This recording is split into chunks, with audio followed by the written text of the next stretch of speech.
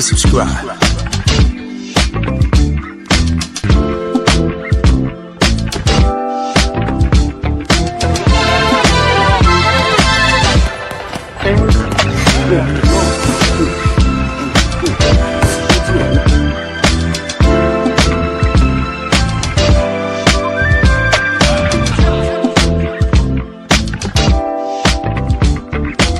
Subscribe to my guy, Uncle D. Tell him Big Bass sent you. Spurling. I'm an attorney here in Houston, Texas, an advocate for black men, largely because I am a black man. I'm a black father, I have black sons.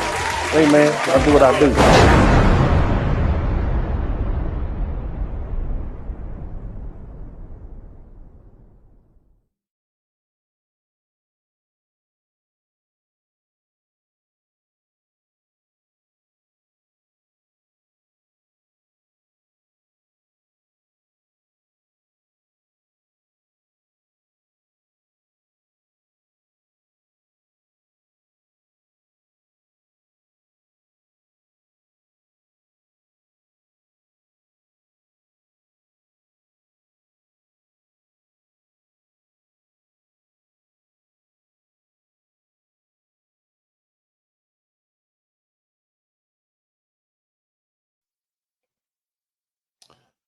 What's up? What's up? What's up? Welcome, everybody. Welcome to the broadcast. Shout out to everybody in the chat room. You guys, thank you so much for being with me here today. I appreciate you all. It's always good to be back. My man, Pooh Man 3138. Make sure that you, as soon as you log in, make sure you just say, "What's up, Uncle D? What's up?" Don't just be hanging out there loitering in the background like a vagrant, waiting for somebody to come out the gas station so you can hit them up from change. Don't do that. Make sure when you come in here, you announce yourself. You speak to people when you come in the room. This is my room. This is my living room. You done walked your funky tail into my living room, okay? And you make sure you speak to me. Say hi, hello, Uncle D. Say something. Don't just come in here like a phantom. What's wrong with you? Show some manners. Everybody in the chat room with good upbringing, type manners in the chat. Announce yourself. Damn it. Anyway, welcome to the broadcast. It's good to have everybody here, man. It's always a pleasure to be here with you guys. So, big day today in the immigration world. Right now, the temporary protected status, TPS, for Haitians and Syrians has ended, or really Haitians has ended, and the administration moved to terminate the Haiti's TPS designation. And the litigation temporarily delayed that, but after the Supreme Court's June 25th, 2026 ruling, the termination became effective today, July 27th, 2026. And this is a major change from the previous administration, which kept on extending TPS over and over again. TPS was supposed to be temporary, okay? It was created for emergencies, hurricanes, natural disasters, not forever and not for decades. TPS, i.e. temporary protected status, was never permanent. It was a humanitarian pause because the country was in crisis. And when TPS ends, the protections end. And work authorizations end. Deportation protection ends. Okay, that's the deal. And once the clock runs out, people either find another lawful status or they are removed. Okay, that's how that works. And let's be honest. Let's be honest about something else. Haiti right now, in my humble opinion, is a horrible place to be. Somebody type hellhole. Okay, I didn't say, I said hellhole, okay? I'm not using that profane language on my family-friendly broadcast. Somebody type hellhole. Haiti is a hellhole, and that's not disrespect, that's reality. You got Haitian gang members running the country. You got gang leaders literally nicknamed Barbecue, okay? You got a gang leader, the man's name is Barbecue, okay? People being unalived left and right. You got kidnappings, executions, no real government, no safety, no order. It's terrible. It's It's Chicago on crack. That's what it is. Shout out to Chicago. Anytime somebody point to Chicago, y'all start saying, what about Haiti? That's what you need to do. Okay? Because compared to Haiti, Chicago is a Girl Scout picnic. Okay? But again, it's a terrible situation, terrible. But here's the hard truth. That doesn't mean that the United States has to absorb these people forever. And that's just the cold, hard truth. TPS was for people who couldn't go back because their country couldn't handle them temporarily. And now the government says the emergency's over, and whether we like it or not, that means that they got to go. Okay, and now let me explain TPS real simple. TPS isn't citizenship. It's not asylum. It's not a permanent right to be here in the United States. It's permission to stay for a while because your home country is in crisis. That's it. And a lot of these folk have been here for 10, 20, 30 years, and that alone tells you the program was never meant to last this long. Now, here's where people get uncomfortable. The truth is, most foundational Black Americans, and that's the Black people who've been here, that's what we used to call African Americans, what we call the American Negro. If y'all like to call us the American Negro, you uncomfortable with foundational Black American? It's really just a new name for the American Negro because we have so many people who come over here from other countries who are Black. They might be Haitian, they might be from Africa, et cetera, et cetera. We had to find a way to distinguish ourselves. And I like the term foundational Black American. It's very simple. You simply add the adjective foundational on top of Black American, and voila, there you go. But the bottom line is we shouldn't feel guilty. We're not protesting, and we shouldn't, because here's the thing. We're not the only ones that don't want them here. I want you to understand something. See, other Caribbean countries don't want Haitians in their country either. I know that's hard to believe, right? But you need to let that sink in. So stop pretending that it's just Black Americans being cold or cruel. Everybody is saying no.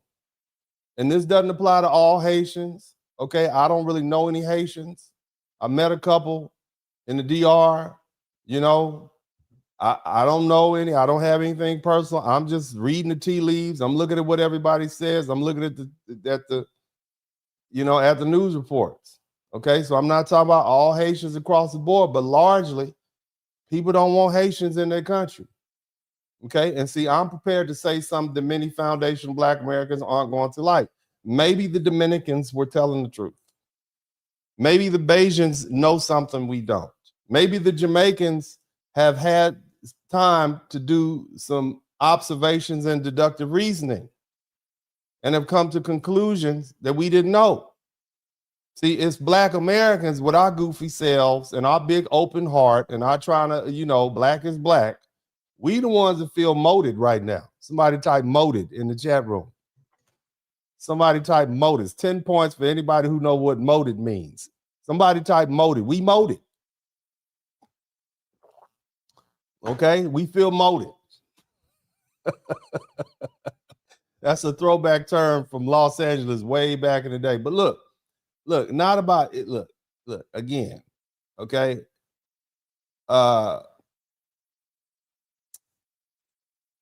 This is not a racial stereotype, okay? All right, we're not trying to be cruel, okay? We're not talking about every Haitian person, but see, but they were telling the truth, okay, about the history of the Haitian state. Let's look at that. Let's look at the repeated pressure placed upon, and we'll go back to the Dominicans and their sovereignty, and the danger of pretending that every conflict involving Haitians and Dominicans can be reduced to racism, colorism, and anti-Blackness. Okay, now I'm just talking to y'all. You listening? Because the Dominicans told us, and the Dominicans on the internet, they barely speak English. Okay, and they are on the internet giving us, they telling Black Americans some stuff. They told us that their distrust didn't begin yesterday.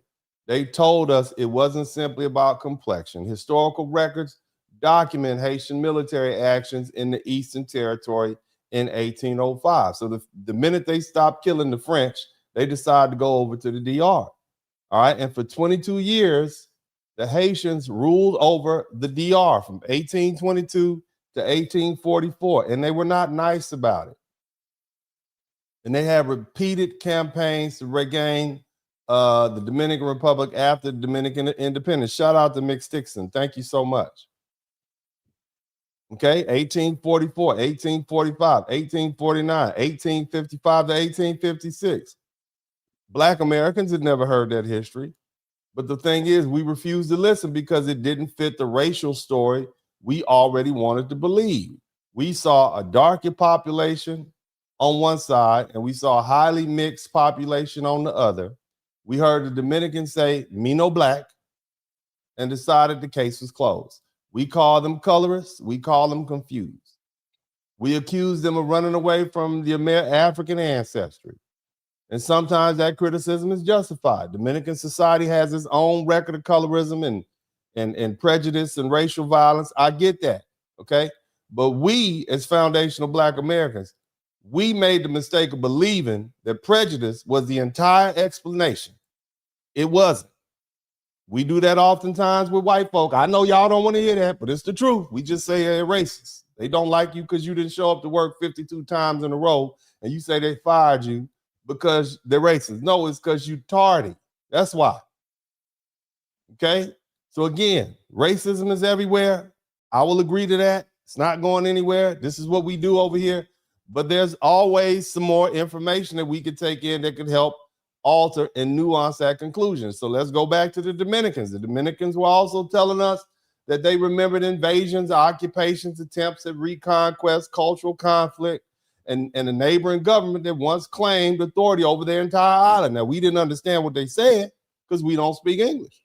I mean, we don't speak Spanish, and they don't speak English. You understand? All right, we refuse to separate Dominican fear of Haitian state power from Dominican prejudice against black skin. We applied the American standard, the racial system, to the Caribbean national conflict. We had never studied. We didn't know their history, but we judged them anyway. That was our mistake. And now, somebody type right now. And now, foundational Black Americans are learning the hard way because the same Haitian commenters have finally turned their same contempt towards us. They are literally saying the same thing about Black Americans that they have been saying about Dominicans. You literally had a Haitian woman went on a major public platform and called us dirty Black Americans in our country. Think about that. And then you have other Haitian voices entered the comment sections and defended the insult. They attacked our history. They questioned our culture and demanded that we remain silent because responding would supposedly mean attacking all Haitians. No. That's not how accountability works. You don't insult an entire lineage of people in their homeland and then hide behind your individual identity. You don't address foundational Black Americans collectively and then demand to be answered privately. You don't throw a public rock and suddenly discover the value of individual responsibility when the rock comes flying back at you. And see, this controversy exposed something else. Some Haitian voices, maybe not all, but enough, become extraordinarily bold towards foundational Black Americans, even though Black Americans had nothing to do with TPS. We didn't make that decision. We didn't issue the order. We didn't decide the litigation. We don't control the Department of Homeland Security, the Supreme Court of the White House, or immigration enforcement. It was the Supreme Court on June 25th, 2026 that ruled that in consolidated Haitian TPS litigation that the statute largely barred judicial review of the government's termination decision. In other words, the president can do it on his own. And now you got more than 300,000 Haitian TPS holders. Now they're facing the loss of work authorizations and protection removed. These people literally got to leave their houses that they paid for over the past 18, 19, 20 years. Think about that. You got a 30-year lease, 30-year mortgage, and you damn near finished paying for it, and you got to up and leave. You got to sell it. Somebody type sell it in the chat. Can you imagine that? You just paid for that car. Okay, you had that 7-year loan out on that car. You just paid 3 times the amount for it, and you got to leave it right there on the causeway. Think about that. This is what these people have to do. You have children here. You might have a wife. You have a husband. You got to leave all of them. Okay? And I understand that you're mad. Okay? But that was the action of the United States government, not the action of foundational Black Americans. Yet, you have all this anger redirected towards us. You got white Americans making videos telling Haitians to go home and stop eating the cats and dogs. And the Haitian commenters ignore the white person in the video who made the statement and began attacking Black Americans under the video in the comment section. Think about that. That's crazy. You literally have white political power brokers. They're making immigration decisions, but Black Americans are treated like a safe target. And so they come after us. That's not resistance. That's displaced anger at the people thought least likely to impose consequences. In other words, you don't think we're going to do anything in response. And that's exactly why this relationship between Black Americans and Haitians, and generally speaking, a lot of people from the diaspora, that's why it's changing. See, foundational Black Americans, somebody type FBA in the chat room. I mean, I like the term. Again, to me, it's just another iteration of American Negro. It's people who are descended from slaves. It's people who own slaves. It's people who were here before 1865. It's people who were found here at the founding of this country. Okay? It's mixed Black people. It's Black people from jet black, blue black to light bright, damn near white. I'm just saying, we all come, foundational Black Americans is not necessarily a color. It is a lineage. A person could be lighter than me and still be an FBA. A person could be dark, pitch black, dark, and still be FBA. See, we don't do the tribes. We basically do a one-drop rule. You understand? But again, we as FBA are no longer accepting the idea that shared skin color creates an unlimited obligation, because we don't owe automatic solidarity to people who insult us. And we don't owe political protection to people who distinguish themselves from us when it flatters them. And then suddenly they rediscover their Black unity when they need help. Somebody type help in the chat room. You see? Look, I want you to think about this. You can't say I'm Haitian, not Black American, when you want distance from us, and then say, how can you Black Americans abandon your fellow Black people when you want our support? Think about that. You can't have it both ways.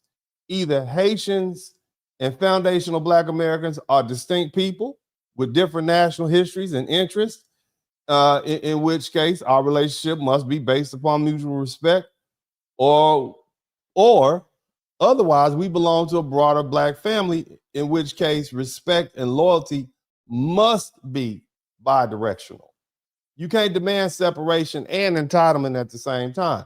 And let us deal with the present facts rather than hiding behind these slogans, okay? Because every time you start talking about Haitians, 1804, somebody type 1804 in the chat room, okay? Think about this.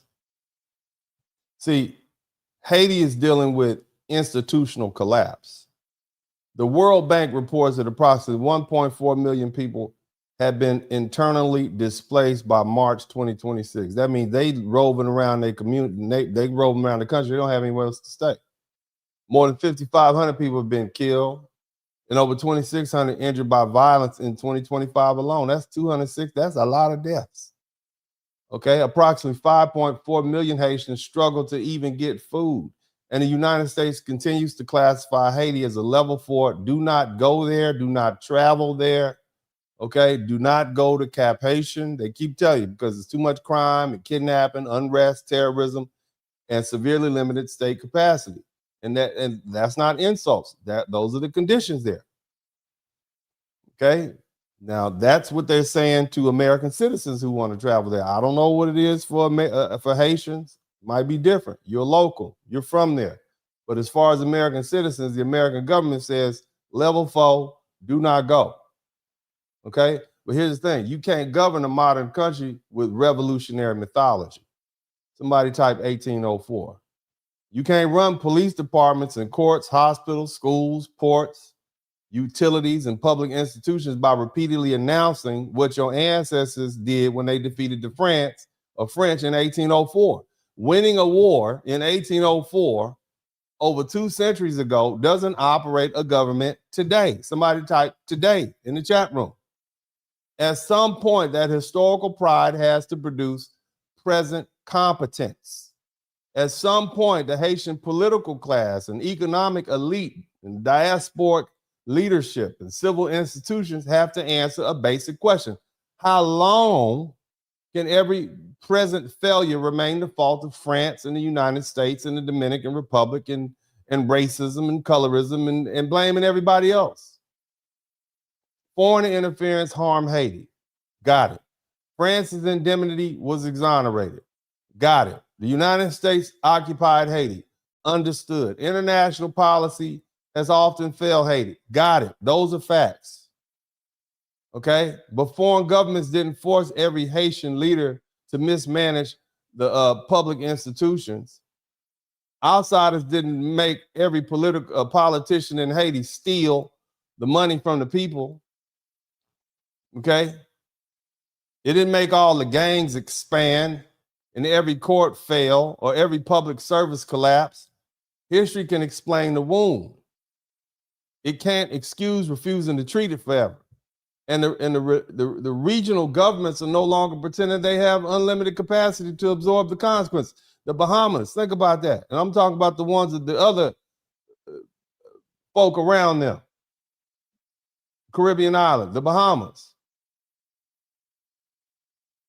The Bahamas government's own records show repeated repatriation operations involving Haitians and nationally. They sent 105 back in November 2025. They sent another 114 back in 2026. The Bahamians don't want you.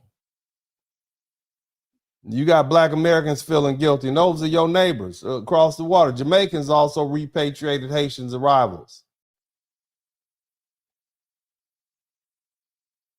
You understand?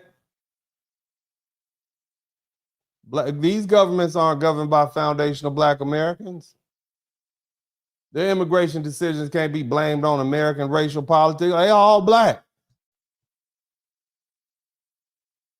I'm not saying that Haitians are inherently bad people. That's not what I'm saying. But it proves something more concrete. Countries throughout the region, including the Haitian neighbors, the Dominicans, and their across the water neighbors, are enforcing their borders and limiting irregular migration and refusing to accept the argument that Haiti's crisis creates an automatic right to enter and remain wherever Haitians choose. And again, these people got the nerve to call us dirty Black Americans. It's our fault. We're the bad guys and your own neighbors don't want you there. I'm just saying, y'all picked this fight. Look, every country makes that calculation. The Dominican Republic makes it because it shares the border and it carries the most immediate pressure. The Bahamas make it because irregular boats continue reaching into their territory. Jamaica makes it because it was limited, it has limited resources and a legal refugee process. And the United States makes it through immigration status, TPS decisions, asylum law, and enforcement power. We didn't have to let you up here in the first place. That's what you need to understand. And none of these countries is required to surrender its borders because Haiti is unstable. Compassion doesn't eliminate sovereignty.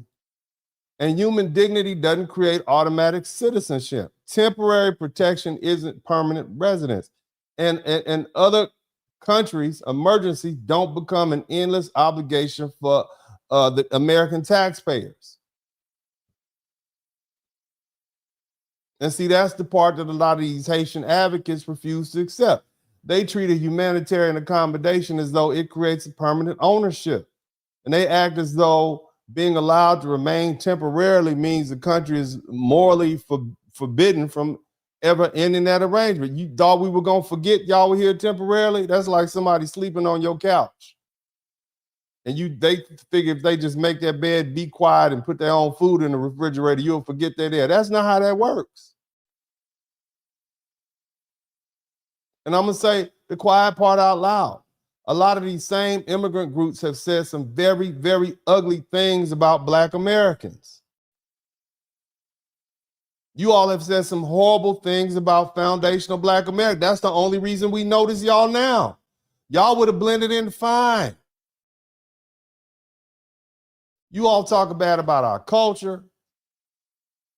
You talk about who we are. You call us slaves. You bring up more racist talking points than the white boys on Reddit. You openly say you don't like us. You don't respect us. You distance yourselves from us whenever you get a chance. And now you want to know why Black Americans are not showing up. Or hell, why some Black Americans are cheering immigration on. Because see, normally we don't do that. We've always had the back of Black people across the diaspora, whether we're talking about South Africa or anywhere else. We always have. Historically, we always ride for Black people. But y'all have messed that up. But you don't get to disrespect my people. You don't get to trash my fellow Black Americans and our culture, and then to say you're not like us, and then expect us to save you when things go left. And see, at this point, it's not even anger, it's indifference. We're unbothered. You go your way, we'll go ours. And see, this is what it looks like when foundational Black Americans stop carrying everybody else's problems. And see, the African diaspora and the Black diaspora are learning the hard way that foundational Black Americans are not obligated to provide unconditional solidarity to groups of Black folk and African folks who publicly disrespect us. They're also learning that the relationship between Haiti and some of these other countries, including the Dominican Republic, is far more historically complicated than colorism. We can't no longer say that the Dominicans just hate the Haitians if hell, the Haitians are saying the same thing about us that they say about the Dominican. We don't hate them. We don't even know them. And the thing is, foundational Black Americans aren't obligated to take up this fight simply because Haitians are Black. This is our country. Let me run that back to you all again. The United States of America is our country. We are not guests here. There's nowhere to deport us to. If white folk try to deport Black Americans, we would fight them, and they know it, because we are Americans, and the most American thing you can do is fight. That's what we do. You may not like it, go home. White Americans fight, Black Americans fight, Mexican Americans fight, we fight. That's what we do. Hell, you're not a real American if you don't fight. All our sports are based around fighting. We took soccer and turned it into, we took football and turned it into a war sport. But more importantly, our ancestors were enslaved here. We fought wars here. We survived unfair system of what we call Jim Crow for 100 years here. We built our Black colleges and our churches and our neighborhoods and our other institutions here. 20% of the United States military is Black American, and we fought here. We forced the United States to expand the meaning of citizenship and equality. And Black civil rights movements confronted segregation through boycotts, sit-ins, freedom rides, marches, lawsuits, political organizations, and a lot of them died for it. The Civil Rights Act, you all make a big deal about how it's not important anymore. It prohibited discrimination in public accommodation. You couldn't even walk in the building, in the front door, or you couldn't get it's not that the jobs weren't available. You couldn't get the job. You couldn't go to the school. Even if you wanted to vote a politician in, you couldn't vote at all until we attacked all that in the 1964 discrimination, Civil Rights Act and the 1965 Voting Act. This is what we did. We did it.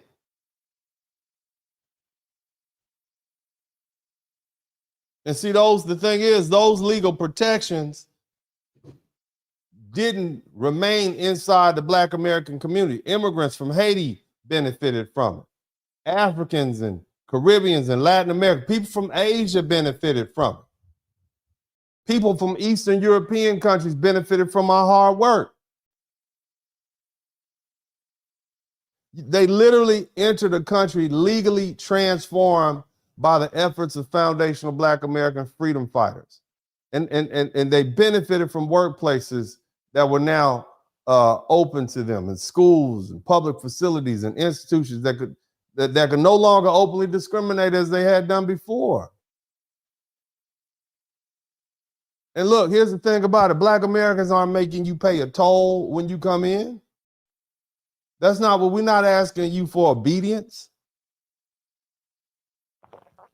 You do need to know whose blood helped change the law, though. So coming to this country, to the United States of America, somebody type America first in the chat room. Somebody type FBA in the chat room. Somebody type Heritage Americans in the chat room. Coming to this country, benefiting from the legal and cultural ground foundational Black Americans fought to secure it, and then you got the nerve to talk bad about us?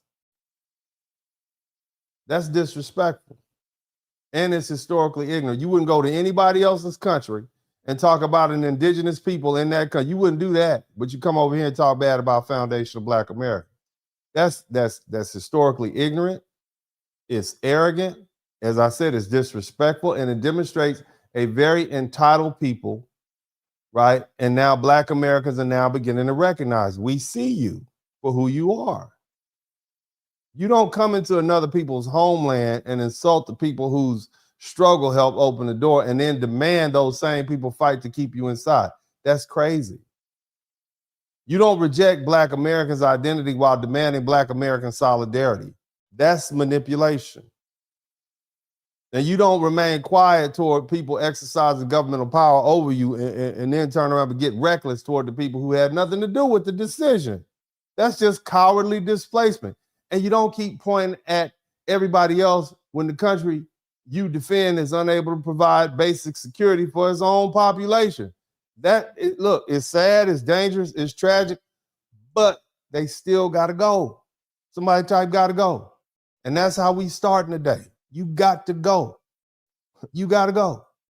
Maybe if y'all had been a little nicer to us, maybe if y'all had been a little bit more respectful, we'd be out in the streets marching for you or something, but that's not what you did. That's not what you did. You didn't do that. You wanted to get ignorant. You said we didn't have any power, but what we do have is the power of the couch. In other words, we have a power to abstain. We not here to help. And that's what you see happening. Now, I got a couple of videos I want to share with you all, as always. And I want you all to make sure you kick back and enjoy it. I'm going to do my best not to comment. You know, I've already tried, and it's not helpful.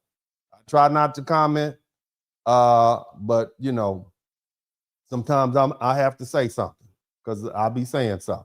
But anyway, let's go ahead and look at a couple of these videos. You all hit the #1 button. Let's get it cracking.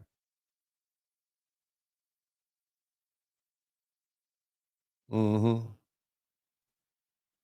see if we can get one rolled up.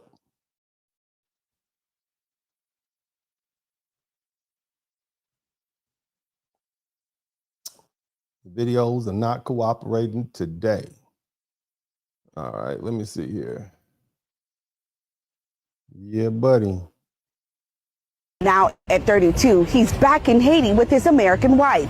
He says he committed a crime and now he's living the consequences. I still don't feel like I'm. What? Hold on a minute. You said that kind of quick. You committed a crime. So you committed a crime. Okay, go ahead, sir. Go ahead. I still feel like I'm just roaming. I feel uneasy. For the past few weeks, Idris Michelin and his wife Emil have been walking the streets of Haiti, trying to mentally accept that this is now home. I lived in the country 30 years. I never got in trouble, but I made a mistake. My morals became corrupted. Idris was the... I've been living in this country 52 years and I never got in trouble. Okay, so but go ahead, keep going. Deported after serving 25 months in federal prison and 9 months in ICE custody. He was convicted of getting an illegal PPP loan back in the summer of 2020. He was living in the United States as a permanent resident, graduated from Southridge High School, and went on to Miami-Dade College. He was allowed. So you thought it was a good idea. Is this what you thought? You thought it was a good idea to get that PPP money. Not a good idea. Licensed realtor and insurance broker. After serving his sentence earlier this month, Michelin was deported to Haiti on a flight with 120 people. Your ankles are getting cut up. Your hands are shackled together. You know, they're telling you, hey, if there's a plane crash, you're going to grab this from here and you're going to put this on your face. How? He says once in Cap Haitian, they were given $100 and released to family. His wife was waiting. There's people that left only 2-3 years ago that are afraid to come here. And she's here. The temporary protective status, or TPS, for more than 330,000 Haitians will end on February 3rd of next year. Without any other immigration protections, some may find themselves, like Idris, back in Haiti. It's very limited here. And now that I'm here, you know, to my country where my flag is, the people are wonderful. The people work hard. But they're trying to overcome obstacles, and I'm here trying to overcome obstacles as well. I ain't gonna lie, y'all. I kind of feel bad for her, but I know what y'all thinking. Like, okay, well, she didn't do it. Somebody type work harder in the chat room. That's what y'all told us to do. Y'all told us to work harder. We working hard. We're doing the best we can. But again, sometimes working harder doesn't help, sir. Shout out to Telescope. Thank you so much. We'll let this video keep playing. Go ahead. What she needed to do to get her citizenship, blah, blah, blah. But if she'd been living here since she was 5 years old, she probably had no idea that she was supposed to do anything as far as becoming an actual citizen. I mean, that's a hell of a wake-up call. But I feel like this should also be a wake-up call to anybody who's actually from Haiti or anywhere in the Caribbean or anywhere around the world that looks similar to that, or where there's a good portion of their society that has to live that way. I feel like this should be a wake-up call for them, because this should show you like your people and your country of origin really needs help. It really needs some type of stability. Like she said, it's completely lawless out there. Like she said, she got raped her first week back. She said that there's like no government. People just run rampant. It's like hard to find food. Like there's no jobs. Like this should be a. I mean, it sounded to me like they need some black on black crime down there in Haiti. They need some black on black crime. Sound to me like, you know, if the law don't work, okay, to me, okay, and I know we against black on black crime, but it sounds like y'all need some of this black on black crime that we have here in the United States of America, where we kind of take control of things. And you know, somebody type Chicago. They need to get some of them YNs from Chicago and drop them off down there to help y'all out if y'all don't know how to deal with gangsters and so on and so forth, because it doesn't seem like y'all doing a good job at it. If your women, as soon as they getting off the plane, these sort of things are happening to them. You understand? I'm just saying, men of Haiti, men of Haitian culture, break your flags out. This is you know, this is what y'all tell us, since you all always have something to say about our culture. Sounds like, you know, you need some advice too, okay? Because, you know, this is what it sounds like to me. All right, let's keep listening. Wake up call for people who are actually from Haiti, like, or any country that looks like that, because y'all flee, y'all come, y'all go here, there, and everywhere, but then you leave behind your country of origin. And I understand, like, and it's like it's funny to me, because it's not funny, but it's like it's interesting to me, because one of the thing, the jabs that they throw at Black America is, well, at least I have a home to go back. But most of the people who say that, home looks just like what she showed us. So, I mean, that's not even a home that you even want to go back to. And I'm not saying that to be a bitch, but what I am saying is that it's going to take. You're not being a B, baby. You're not being a B. Watch your little language. You cute, but you can't be cussing on my broadcast. Shout out to Crystal Roll. Can't be cussing on Uncle D's broadcast, because we are family friendly up in here. But again, we get the point. We understand what you're saying, baby. We get what you're saying. And I want y'all to check out another video that I found to be quite interesting. And the reason I think I find it quite interesting is because this is an example of a white fella And he has some very, very poignant words for the people of for some folk who are talking to black people. Well, actually, in this particular situation, this is a white man, and he's basically going in on the Haitians. And then this young lady points out that the Haitians got all the smoke for black Americans. Listen to the video.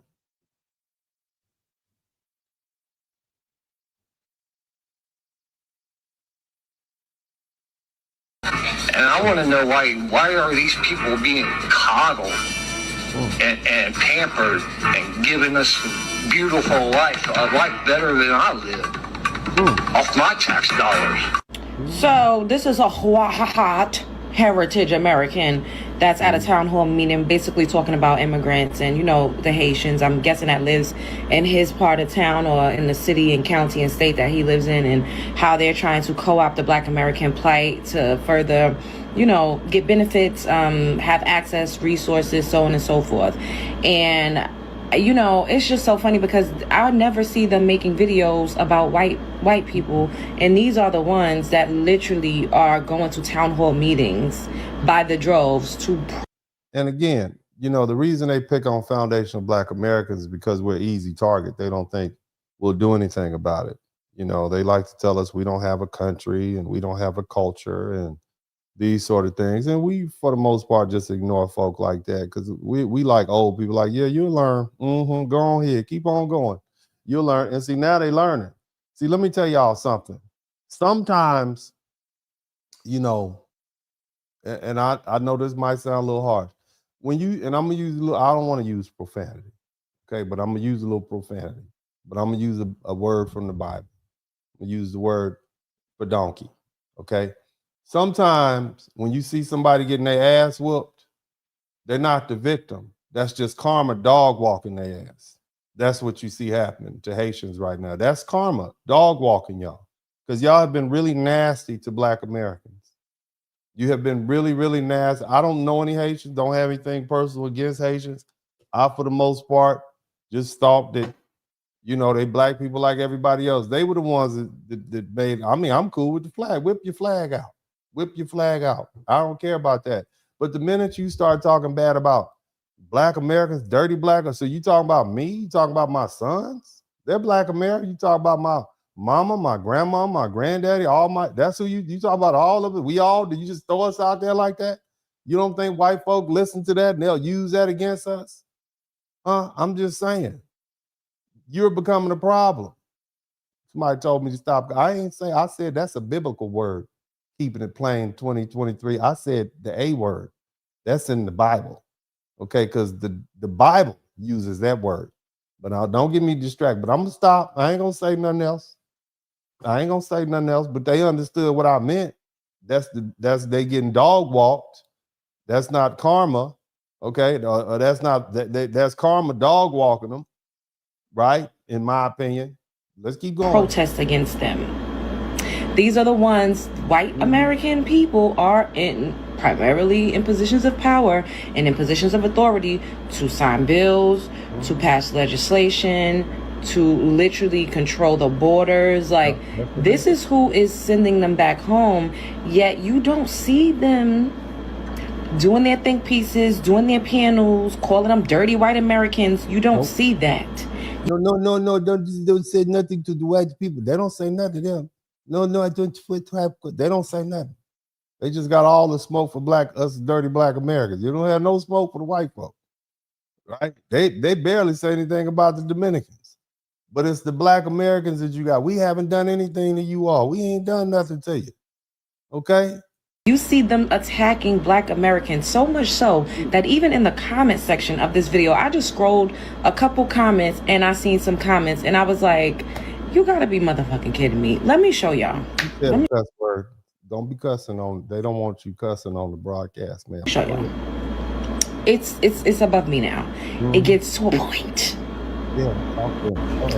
Okay, look at this.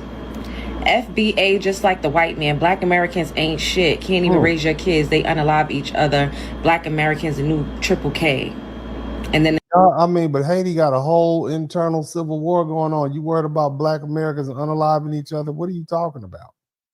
And how do you know all the Black on Black crime in America is Black Americans unaliving other Black Americans? If you go places like New Jersey and New York City and South Florida, a lot of those people aren't even Black Americans. How you know they're not Caribbeans and Africans unaliving each other? Have you looked at the basic criminal statute at some of these places like DC?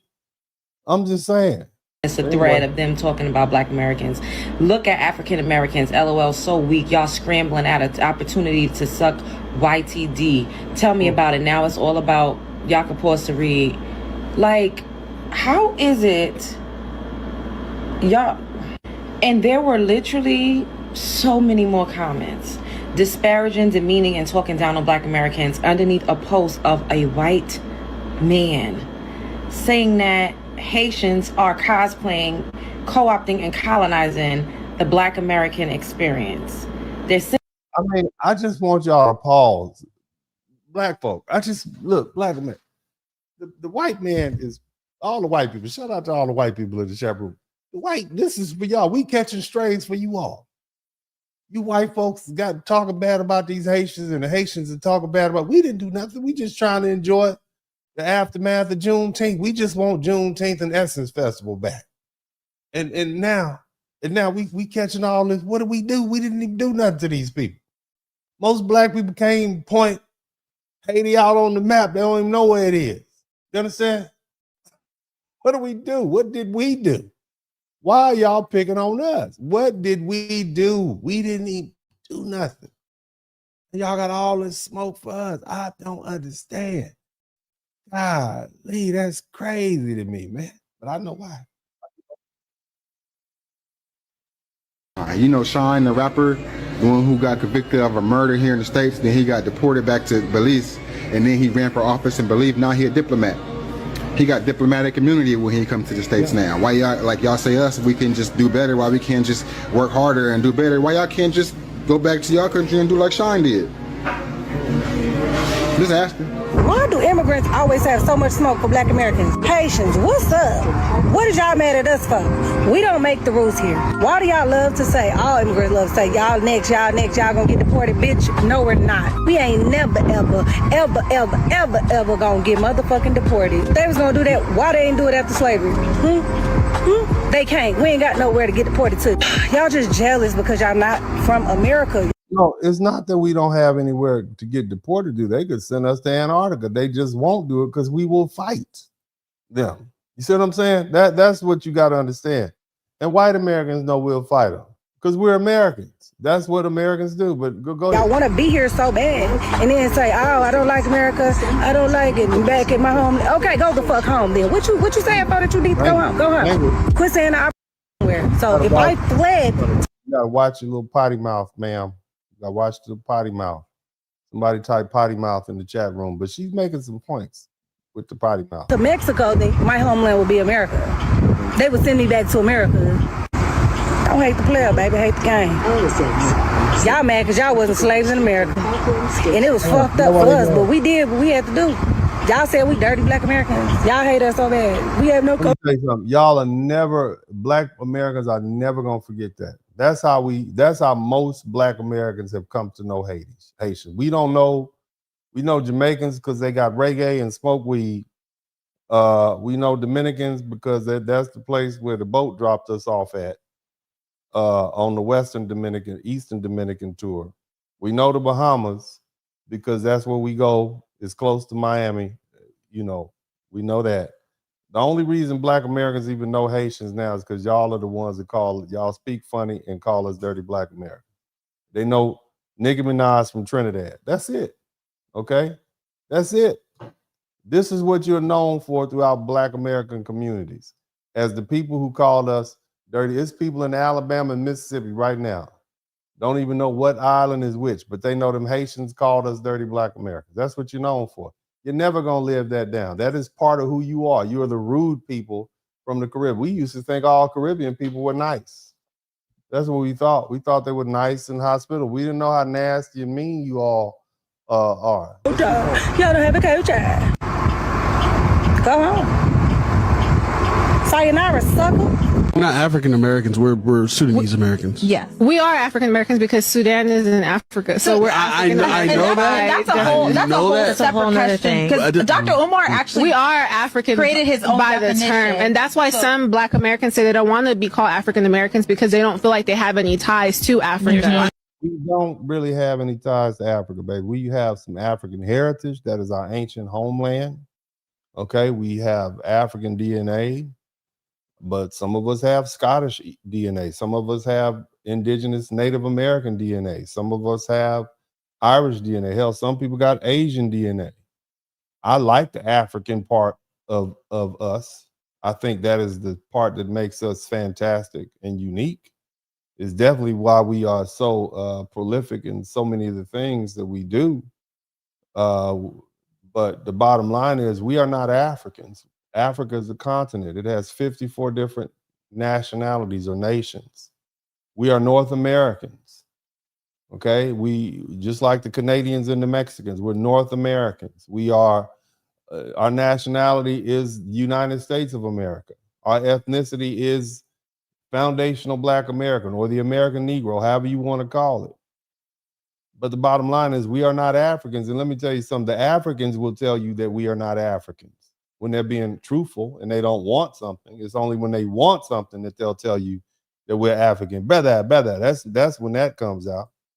I think reparations should be different for African Americans compared to us because we just got here. No, we don't. They deserve most of reparations. I'm gonna tell you this right now. We shouldn't even be in the conversation of reparations because we're not descendants of slavery. Reparations from the how we were colonized in Africa. Yeah, we can get reparations from France. No, you're a descendant from the people who helped capture us and sell us into slavery. Let's not forget that. So you not only are you not in the reparations conversations, you are also the culprits. Somebody type culprit in the chat room. You are the supplier of the stolen goods. Let's keep going. And Britain and them, but we don't need to get reparations here at all. Yeah, we'll never get it. Can I ask this question? What are the nuances or parallels to the South Sudanese or Africa? But again, see, this is what I'm saying. You know, when we start talking about, you know, as Black Americans, we had to learn we're all Black, right? That's what we used to think. We all Black. Hey, you know, black, you need to stick together. And then they turn around telling us, oh no, we're not Black. We're Nigerian or we're Sudanese. Okay, cool. All right, we're Haitian. All right, cool, no problem, great. But now they want to be Black again. Okay, now that the heat has gotten kicked up, now they want to be Black again. I just want y'all to peep that out. You know, and we have to be mindful of that. They set the rules. Now that it's gotten hot, somebody type hot in the chat room. Now that it's gotten hot, now, okay, today they want to be Black again. They want to go back to the Black unity. And what they haven't realized is that Black Americans are like, nah, y'all already told your draws with us. We good. We good over here. Okay. We're not going to go back to that. That phase is over. Okay. We're done with that. Shout out to Love Possible. And I just want you guys to be reminded of something.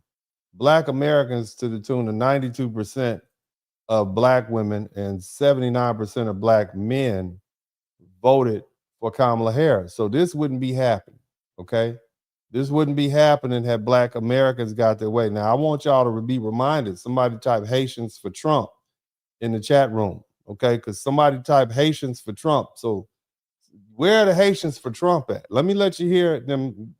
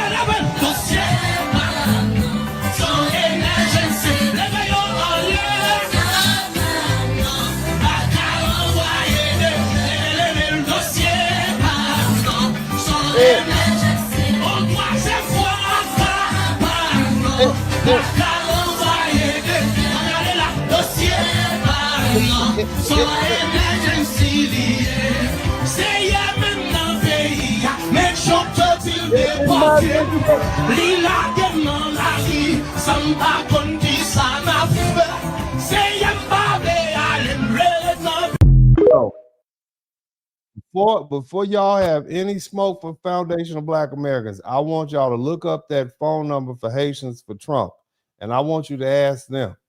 Okay, so again, so shout out to Love Possibility and shout out to Black Sam. Again, this is what you did. This is what you did. You are mad at Foundational Black Americans because what we are doing is sitting on the couch, or at worst saying we told you so, and y'all got a whole group called Haitians for Trump. Okay, I'm just saying. You need to redirect that smoke to somebody else, in my humble opinion. You need to redirect your smoke to yourselves, okay? Because you are the one that has a country you don't want to go back to. That's not us. That's not us. We didn't do that. What do we do? We ain't come to your country. We ain't come over there asking for TPS and trying to get a house in Cap Haitian and stay there. We didn't do that. Port-au-Prince. We ain't trying to stay in Port-au-Prince. Y'all want to come stay over here with us. We didn't even do nothing. That's all this smoke about. And the white folk talk bad about you. Don't say nothing about them, but you got all this smoke for Black Americans. What's up with that? You understand? I'm just trying. What's up with that? Real talk. I mean, come on now. What's up with that? Huh? Yeah, I'm saying, and like I said earlier. So the Black Americans, how y'all doing, baby? I think at this point, I think I've shown enough videos. Are we ready, Foundational Black Americans, to accept the truth? I think we owe these Dominicans apologies. Because, Dominicans don't speak English. They speak Spanish. Now, I know some of them speak English up in the Bronx. They'll tell you too. But they don't speak English. So they really couldn't say their side of the story. And so now you do have some Dominicans who do speak English, and they're speaking. And here's one of them right now. I want you to hear what she got to say. I want y'all to listen to what she had, because she talks directly. She called us by FBA, Black Americans. Listen to what she's saying and tell me where she's wrong. Listen. Let me send a quick message to the FBAs and the Black Americans. How y'all doing, baby boys and girls? Hey. See, now you understand what the fuck the Dominican people's going through, right? In the Dominican Republic. Now you understand. Now you get it. Now you know that it's not about color. See what happened? You see how it bit you in the ass right now? Haitians build America. Oh, Black Americans this, Black Americans that. You see what the fuck we're saying? Now they're calling Black Americans xenophobic, prejudice. Shit, these motherfuckers is calling y'all racist for trying to protect and preserve your identity. And it's like we've been trying to tell y'all, like we've been told y'all. As soon as you tell these motherfuckers, I know we y'all don't speak English. We didn't know what y'all was trying to say. We thought y'all was just being racist and colorist. We didn't know. We didn't know y'all was like, we didn't know. We thought y'all didn't like them because they was dark skinned. And we'd seen that playbook before. And so we just naturally jump on the side of the dark skinned Black people. Even if you're light skinned in America, you're going to automatically be on the side of the dark skinned person. And so we thought y'all was being racist. And then come to find out, they calling us the same names they calling y'all. Damn. We sorry a little bit. My bad. they start throwing false allegations. They start to accuse you of being racist. They start to be disrespectful. They're very demanding. They get entitled. Like, we've been told y'all this. But then all y'all do is call us racist. Now look at that. Now y'all the racist. Oh my God. Yeah. Now, it's not all Haitians who act like that, but the majority of them are like this. I'm just experiencing a little bit of what Dominican people go through in the Dominican Republic. Because not only that, we have a president who is actually... She talking fast as hell. She is talking fast as hell, baby. You speak fast English. I bet your Spanish is super fast. But bottom line, she said, we just experienced a little bit. He said the Haitians, the Dominicans are fed up. They get it all the time. She is telling us. She is telling her. Go ahead and keep telling us. Be pro-Haitian, and he's allowing Haitians to do whatever the fuck they want in the Dominican Republic. You guys are getting a gist. So imagine seeing that disrespectful speech every day. This happens every day in the Dominican. They're greedy people. And look at all the benefits they got over here. Look at all the opportunities they got in the United States of America. They get the same opportunities over there in the Dominican Republic. She said they greedy people. Listen to what she said. She said they are greedy people. This ain't me. This is what the Haitians, this is what your neighbors are saying about you. Black Americans don't know enough about Haitians to even, we just know what we see. We just know y'all called us dirty Black Americans. Shout out to the everyday Muslims. Shout out to Irvin Zahara. Listen to what this is what your neighbors are saying about you. Imagine seeing that disrespectful speech every day. This happens every day in the Dominican Republic. You see? And even after all of that, they got all this money. They never want to go home. They're greedy people. And look at all the benefits they got over here. Look at all the opportunities they got in the United States of America. They get the same opportunities over there in the Dominican Republic. They thrive. They make money. Millionaires here, millionaires over there. And somehow everybody hates Haitians and everybody is anti-Haitian. Like, I've never denied the minor cases of classism, colorism, you know, racism. I never denied that. I know that there are Dominicans who fit into those categories, but it's not the majority. And that is not a major factor in the Dominican Republic. And you see now, the script has flipped, and now the same thing they say about Dominicans, they're saying about you guys. Like, wake the fuck up, y'all. It's never been about color. It's about the disrespect on your own fucking territory, okay? And abuse of the fucking system. The disrespect on your own effing territory. Okay, I didn't say the cuss word, she did, but I'm just saying, because this is the same problem the foundational Black Americans have with Haitians. We have the same problem with any other group of people. You come to our country to disrespect them. You only hear it because we're the ones that got it laid out and nice like this for you to live. Just think about that. It's the disrespect for me. And again, it's our fault because we're the ones that study opening our doors up. If you Black, you must be you down, right? This is where we are. This is what we've been doing for years. Okay, now what's actually going on in the Dominican Republic? Why are they mad at them now? Listen. Under the influence. This is, again, I want to remind you that Dominicans don't speak English. They speak Spanish. So now you just now got some Dominicans who speak English and have TikTok and social media and they have scholarship. And now they talking. So this is the truth. This is what their neighbors say. This is a lesson for us. This is a lesson for foundational Black Americans. Shout out to Secrets We Keep. Stop open all kinfolk, all skin folk ain't kinfolk. We should have believed their neighbors. Okay? It's two sides of every story, and then there's the truth. And now that we starting to get both sides of every story, and we starting to see how we were treated. Now we can come up, develop our own opinions about some of these people who come from the diaspora. Let's keep listening. Listen to what she's saying. Stabbed her several times in the back and in the head under the influence. Anyway, Haitian woman kills a Dominican woman and sets her on fire in Santiago. Undocumented Haitian arrested for death threats and harassing a minor by phone in Santiago. Haitian man kills Maestro Ninin in violent incident in Higüey. Haitian man arrested in Dajabon. He is the prime suspect of violence assault against an 86-year-old woman. Haitian man wanted for escaping the prison in Benin. This man was supposed to do 15 years in prison for homicide. He is armed and extremely dangerous. Haitian fugitive accused of killing a young person for a motorcycle in La Romana. All right, so again, this young woman who is of Dominican descent, or maybe she lives in New York, is going over all the crimes that the Haitians are committing in the DR. Now, again, these are the same people that come to the United States and tell us as Black Americans, as Haitians tell us, what about the Black on Black crime in America? And they play victim like we're the bad guys. We're the dirty Black Americans, but your own neighbors. This is what you're doing to your own neighbors. You go over there from your country and this is what this lady said. This is their business. I'm just pointing it out to you. So all the Black American people feeling guilty about TPS ending, and you feel the need to maybe get up off your couch, okay, and hop in your Mercedes-Benz or your BMW and go down to Little Haiti and hold up a sign and protest. I want you to understand the big picture. Who are you protesting for? This is what their neighbors are saying about them. If the Jamaicans are sending them back home, if the Bahamians are sending them back home, if foundational Black Americans haven't known nothing about Haiti, the first thing we learned about these folks is that they call us dirty Black Americans and say we have no culture. Maybe it's not just us.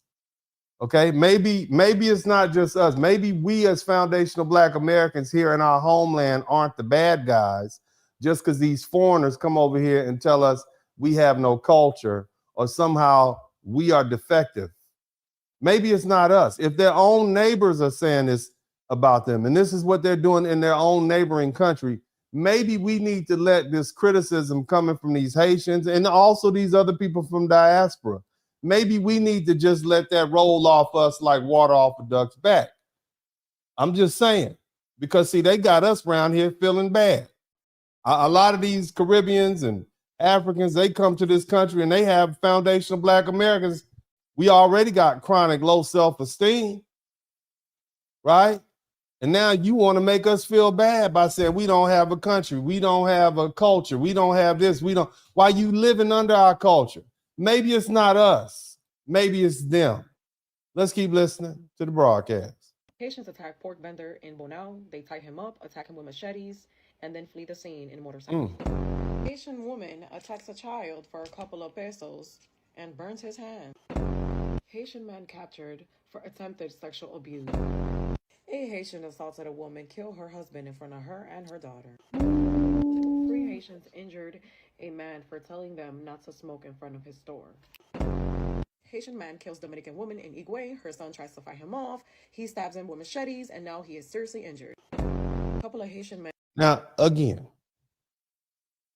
is it really America's fault or France's fault that Haiti is the way it is? Because it seemed to me, just respectfully, it seemed to me when you put these, because I don't go to Miami, but I heard about some of the Miami gangs they got going on down there. Okay, you all are mad at us because somebody called you an African booty scratcher or whatever, and this is the stuff you doing in the Dominican Republic. Sounds like a lot. It sounds like y'all just tear up people's countries. I'm just saying. That's what it sounds like to me. I'm just pointing that out. Sounds like y'all go places to tear up people's country and then complain about it when they want to put you out. Did you hear what that lady said? A man said, stop smoking cigarettes in front of my store. And the Haitians killed a man that owned the store for telling him to stop smoking cigarettes. Think about that. That's a lot of entitlement. And we wonder why the Haitians are getting put out and sent back to Haiti. I'm just saying, I don't know Haitians personally. Okay. I got much love for Black people, generally speaking. I want to see you do well in this country. But what you can't do is come over here and specifically talk reckless about foundational Black Americans and disparage our reputation and talk bad about and think we're not going to say something back. We have to, because if we allow you to get away with that rhetoric and talking crazy about us, then there's some crazy white folk on the white folk side that pick that same rhetoric up and then use it against us. So you literally make our life harder. You see, because all they see is a Black voice and a Black face saying it, and they will take that and they will become a police officer or a politician, and they say, see, it's okay to treat Black Americans bad. Even Black people say that they're bad. I just want you to keep that in mind. So we have to check you. And so in learning who you are, this is what your neighbor is saying about you. And brutally beat a Dominican man to death. They stabbed him with machetes 8 times, and they set him on fire, and I had to blur their image because it was very disturbing. Haitian man accused of sexually abusing a special needs Dominican minor and then recording it. Clearly, Haitian lives only matter outside of Haiti. Well, I mean, again, like I say, I think we might owe these Dominicans a bit of an apology, because it seems to me we lost a lot in the translation. What I'm saying is they don't speak English, and so Haitians do speak English along with several other languages. So we're able to understand them and their scholarship and their leaders. What we don't understand is the Dominican side of the story, who are their neighbors, and now we're learning. We are learning some truths, about Haitians. And I don't want Black Americans to feel guilty about not feeling guilty about these people being sent home. Father got into a huge debate that turned into a huge fight that turned into me not being able to come over to the crib no more over me defending Haitians. Because you could not tell Black Americans nothing about Haitians. We would go to bat for the Haitians. Yes, I can speak for them. I can speak for Black people. We want y'all to have this great story. We want y'all to be great. We do. Right? And he would tell me. Somebody type 1804 in the chat room, man. We got a movie out about that. Brother Tariq Nasheed put a movie out about it. We want to see you win. Okay? That we was with it. You can't say nothing bad about Haitians, the black Americans, 10, 15, 20, 30 years ago. But now, somebody type right now, y'all have shown y'all whole butt. And now we like, hold on a minute. Who are, what? Maybe we didn't understand. Let's keep listening. She talking about she's arguing with her ex-boyfriend's father about Haitians. She trying to tell him one, and he trying to explain something he would know. This is a black American woman who was dating a Dominican man. And she's basically telling us the story about how when she was dealing with her Dominican boyfriend, she got in an argument about the Haitian relationship between the Dominican and the dad said, look, you're not even allowed in my house anymore. Let's listen to what she has to say. So, me and my Dominican ex-boyfriend's father got into a huge debate that turned into a huge fight that turned into me not being able to come over to the crib no more over me defending Haitians. Because you could not tell black Americans nothing about Haitians. We would go to bat for the Haitians. I can speak for them. I can speak for black people. We want y'all to have this great story. We want y'all to be great, right? And he would tell me, his father, God, G, if you ever see this video. Anyway, his father would say, like, you know what? Trust me, you're going to learn. You're going to learn. It has nothing to do with race. It has nothing to do with anti-Blackness. You don't know these people. A quick message to the FBAs of the Black Americans. How y'all doing, baby boys and girls? See, they eating us up in the comments. The Dominicans are letting us have. They telling us. We understand. Thank you so much. I'm not gonna keep playing all these videos, okay? Because it's some less. I want to talk about the me no black, okay? I want to examine that because that's been an easy out, right? Because now they trying to use the me no African on us. And whether you all recognize this or not, me no black and me no African is pretty much the same thing. Think about that. You know how now the black American said, no, I'm not African American. I'm a foundational black American. They say, oh no, you're African. Oh, y'all just don't want, y'all just want to hide from your blackness. Me no black and me no African is the same thing. I just want y'all to think about that. Okay, now y'all hold on to that. And somebody else type 1804 in the chat room, because we're going to talk about some truth and you're going to learn something. Okay, you're going to learn something. I expect you to learn, so you better learn something. If you don't learn something from this, you're just hard-headed. But somebody type 1804 in the chat, because there's some truths that we don't talk about. Okay, because see, Haitians always use 1804 as a shield. Oh, I took the PPP loan, 1804. Oh, we invaded your company, 1804. Oh, we took over the neighborhood, 1804. They use it as a shield. Okay, and now I want to deal honestly with this 1804 revolution, because whenever Haitians are asked difficult questions about where Haiti is today, somebody pulls out the Haitian Revolution as if, you know, that one event settles every argument. We defeated the French, 1804. We freed ourselves, 1804. We created the first Black Republic, 1804. Fine. That was an extraordinary historical achievement. Great. Nobody denied it. Not trying to minimize it or take away from Haiti. But 1804 isn't a shield against accountability. It doesn't erase what happens after the military victory. It doesn't excuse everything that followed independence. And it doesn't create a permanent moral debt that foundational Black Americans are obligated to pay from now on in perpetuity. The Haitian Revolution began with the massive uprising of enslaved people in northern Saint-Domingue on August 22nd, 1791. Now, what followed was not a weekend rebellion, okay? All right? It was nearly 13 years of slave revolt, civil war, racial conflict, imperial warfare, shifting alliances, and foreign intervention involving France, Britain, Spain, the white colonialists, free people of color, formerly enslaved soldiers, competing Black military leaders. Everybody got in on it.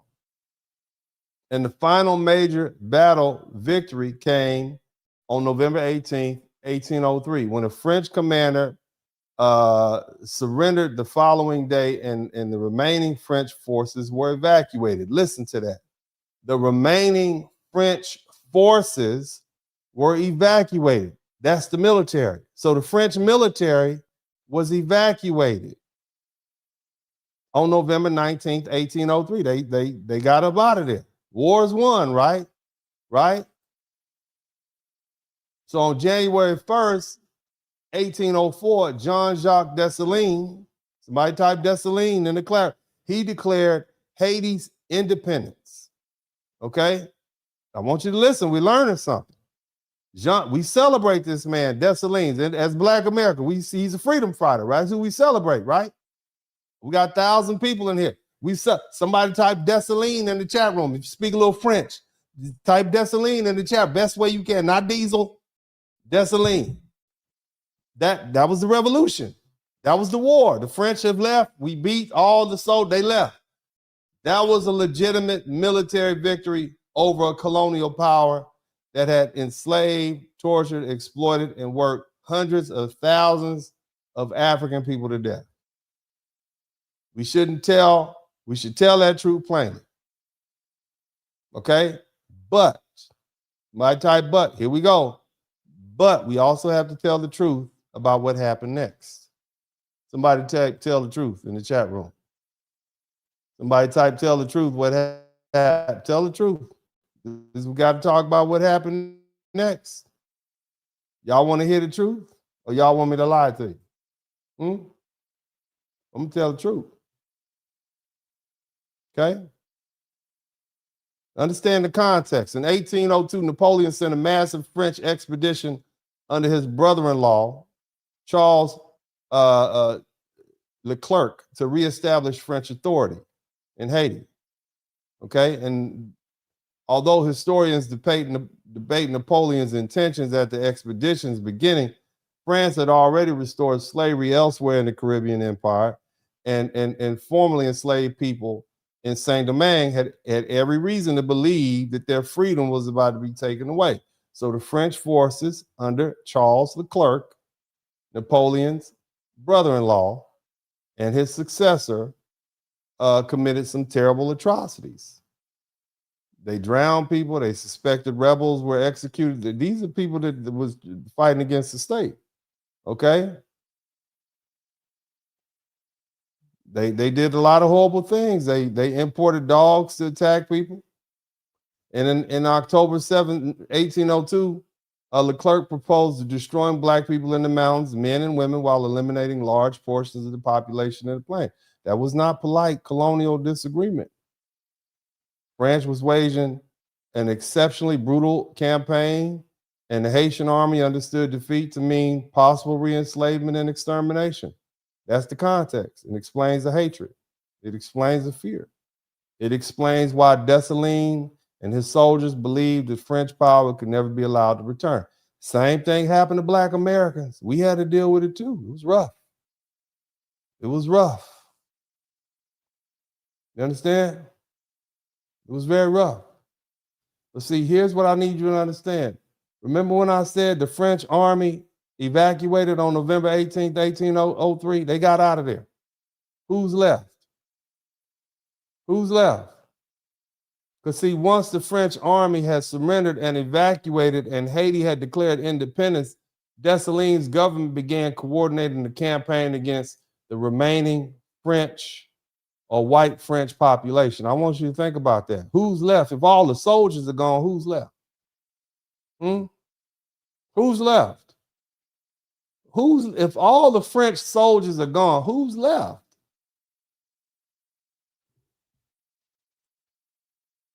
They coordinated a campaign. This is the Haitian government. This is Dessalines. You know, we not merely this wasn't merely just uncontrolled revenge by scattered former slaves running through the countryside, taking vengeance against their former slave owners or oppressors. That's not what it is. Historians describe Dessalines traveling with his military, okay, throughout Haiti, okay, to ensure his orders were carried out. And what were his orders?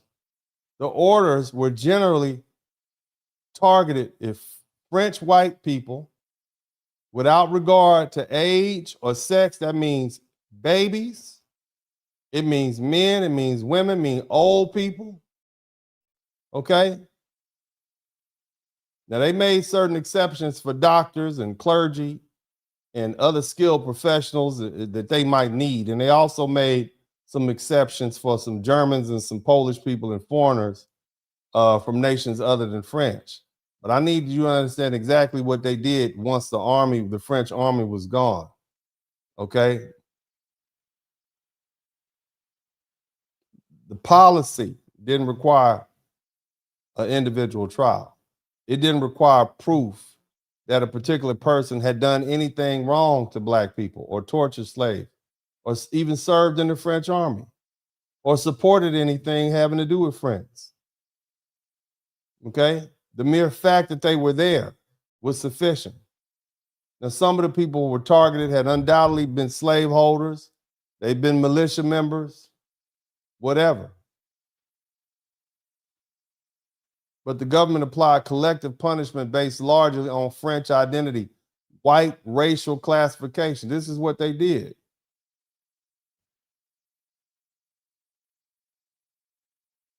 They wanted to make sure there was no future assistance in invasion. Now, some of the most detailed surviving descriptions come from a man named Peter Stephen Chazot, and that's spelled Chazotte. I'm not going to try to pronounce it like I'm French. I'm going to pronounce it like an American. Chazot. Maybe Chazé, I don't care. He was a white planter, a merchant who survived by presenting himself as an American. So Chazot was seen as a neutral witness. He hated the revolution. He held deeply prejudiced views. And he made some claims that modern historians reject, but historian Jeremy Popkin explains that once Chazot reached the events he personally witnessed in 1804, his account began to conform very close with the facts that they knew. So Popkin says that this narrative is broadly consistent with Haitian historians and British naval officer John Perkins that visited shortly afterwards and independently confirmed seeing streets. Listen to me. Streets stained with blood and bodies exposed near the river and the seaside. These are white people. You understand what I'm saying? So this is what the Haitian military under Dessalines did to the white people who were there just because they were French. They did this to women, children, and babies. A proclamation issued on March 8th, and it ordered white male inhabitants to report to a place their arms at 8 o'clock in the morning on March 9th for what was described as a census. The proclamation warned that armed patrols would search homes and that any white man found hiding would be killed where he was discovered. What was publicly described as a registration became a roundup. Dessalines demanded money from the merchants and offered naturalization. I'm going to give you citizenship and protection, right? In exchange, I'll protect you if you give me the payment. The men came, they gave up their money, they gave up their jewelry and their property, believing that the payment might save their lives. And Chazette wrote that more than 200 men who could not pay. These are poor white men. Shout out to Gigi. They couldn't pay. They didn't have the money. They were killed near the prisons. And they were stripped, their bodies were stripped naked, and they were thrown into the city dock. In other words, you know where the boats come? They stripped them. And imagine that. You killed 200 naked, and stripped them naked, white men, throw them in the dock. And the ones who were resisted, those who resisted were unarmed and they were killed with bayonets and swords. This is what they did. This is what they did to the civilian population. And then came the decapitations. Somebody, you understand what I'm saying? This is not history that they teach us. They teach us about this noble Haitian revolution. You know, the honorable Haitian people, they booted out the French army. They never tell you that they massacred civilians. You understand? This is a photograph of what this is a picture of what they were doing back then. Okay? On the night of March 9th, 400 men were stripped of their clothing. 400 men were stripped of their clothes. Their hands tied behind their back. Okay? They were tied together in pairs. They were marched through the street by torchlight under guard. This is what the Haitians were doing. And at the head of the procession were military sappers carrying large axes. And the prisoners were taken about half a mile outside the city. Okay? And the executioners began placing the prisoners' heads on wooden blocks and cutting them off with the axes. And when decapitation proved too slow, this is what the Haitians did. When the decapitation proved too slow, the soldiers moved through the remaining prisoners with bayonets and swords. According to the account, none of those taken to the execution site escaped. They killed 400 people in one night. This is not an internet rumor. This is eyewitness account of what happened after the Haitians won the Revolutionary War and kicked the French out. This is what they did to civilians. You see? They rounded them up and they executed them. And they dumped their bodies off. Some of them they stripped naked and threw in the dock. They said the prisons, the bodies were covered in blood on the floor. Walls were stained in blood. It was a slaughterhouse. They said they had 2 large piles of white. Can you imagine being a white man and you down there visiting from the United States or some other country, and this is what these Haitians are doing to these white French people? They literally said the blood stained the streets and the bodies were left exposed beside the river and the sea. The independent observation, this matters, okay?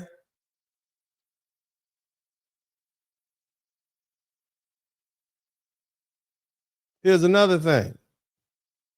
There were black people and mixed race Haitians who didn't want to participate in that. You see? There was a gentleman his name was Colonel, they knew it was wrong. His name was Colonel Gaston. He was a respected officer of color, which means he was mixed.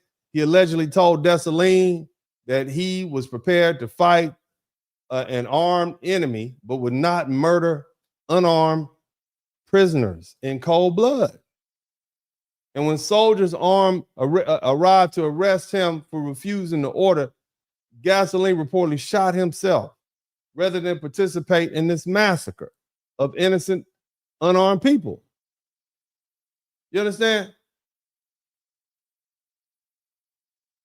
Because he was saying that many of the black and mixed race people were appalled by the orders of death. This was horrible. This is what I'm telling you.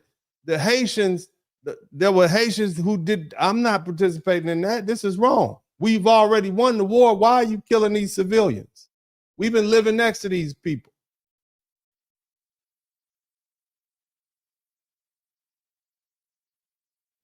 Not every black Haitian approved the killing of civilians, but it happened. Yeah, these would be war crimes. And see, again, it didn't end with adult men. There's a historian named Julia Gaffield. He writes that the Haitian army systematically killed French men, women, and children during the first months of 1804. Somebody type 1804. When you say 1804, I want you to remember that the war was over in 1804. This is what 1804 means. This is memory. The war lasted 13 years. It ended in 1804 on January 1st. This is what happened in 1804. Babies were killed. Women were killed. There was an account published in Paris in 1812 and described a later wave directed towards white women and children. They specifically targeted women and children. And the narrative tells us that Madame Saint Genevieve being beheaded while a Haitian officer secretly saved her 2 daughters. Popkin cautions that, people disagree, but this is what was going on. You understand what I'm saying? This is somebody type 1804. Come on now. Don't run from it. Type Dessalines in the chat room. This is these people's history. Somebody, come on now. Don't run from it. Because see, the war started in 1791 and it ended in 1803. When we talk about 1804, this is what was going on in 1804. Come on, keep typing 1804, Black Americans. Look, come on, get that 1804 in there. You're going to get this work today. Prisoners were bound and marched out and killed. This went on for months, by the way. They were killed with axes and bayonets and swords, and all this is documented. Men who had surrendered their money, giving up everything they had, they were killed. French men, women, children. This is what they did in 1804.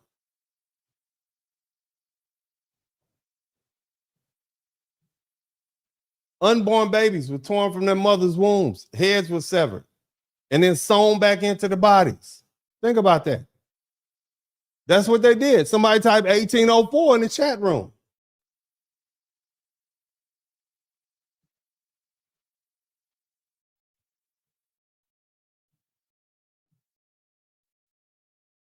They said somewhere between 1,500 and 5,000 people were killed in Haiti during this 3-month time period under Dessalines. You think white people are going to forget that? Oh, this is not the French army. These are civilians. These are babies and women. I'm just saying. And here's the cold part about Dessalines didn't hide what he'd done. He was proud of it. On April 28th, 1804, after the principal killing campaign, he issued a proclamation remembered by words, I have avenged America. In it, he described the killings as a vengeance for slavery and French atrocities. He declared that Haiti had answered the war for war, crime for crime, outrage for outrage. He claimed the result as his duty. This is what this man said. It was his duty and his pride and his glory. Is this a hero that we want to celebrate as foundation of Black America? Is this the type of heroes that we with? The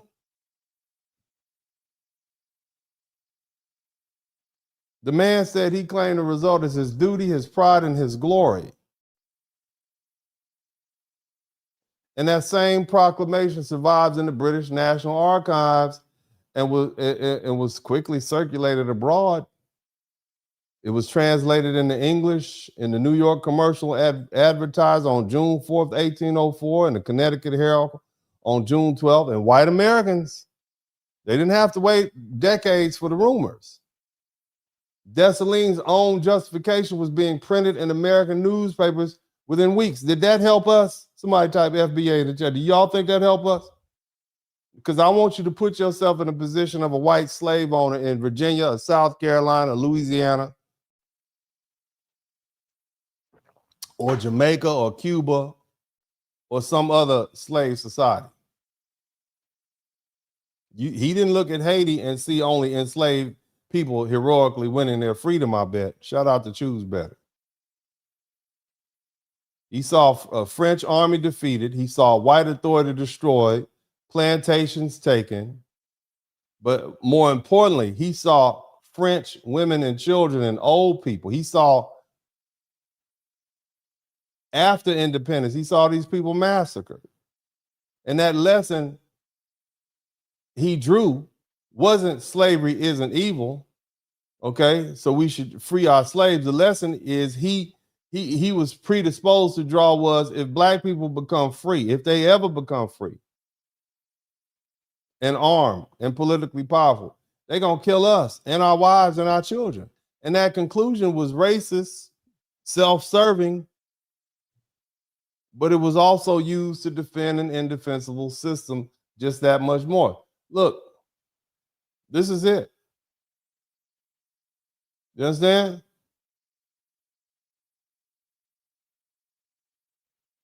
See, after the Haitian independence and that post-war killings, it made the argument it's a very powerful argument that we need to keep these people oppressed. We need to keep an eye on these people.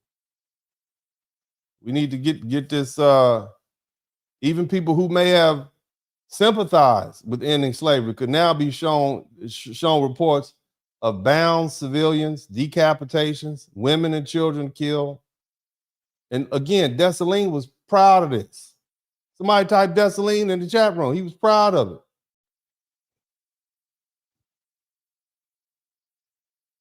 Now, I'm not saying things weren't exaggerated, but we know some killing happened to some civilians. And so now you understand why Thomas Jefferson said, let's put the brakes on this.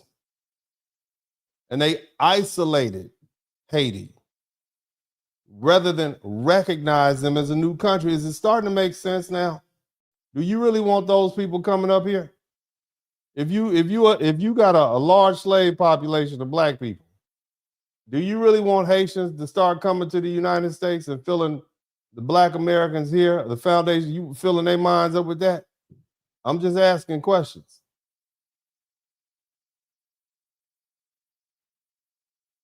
The United States government's own historical accounts notes that Thomas Jefferson became very hostile after Dessalines ordered the execution of those remaining white citizens from France.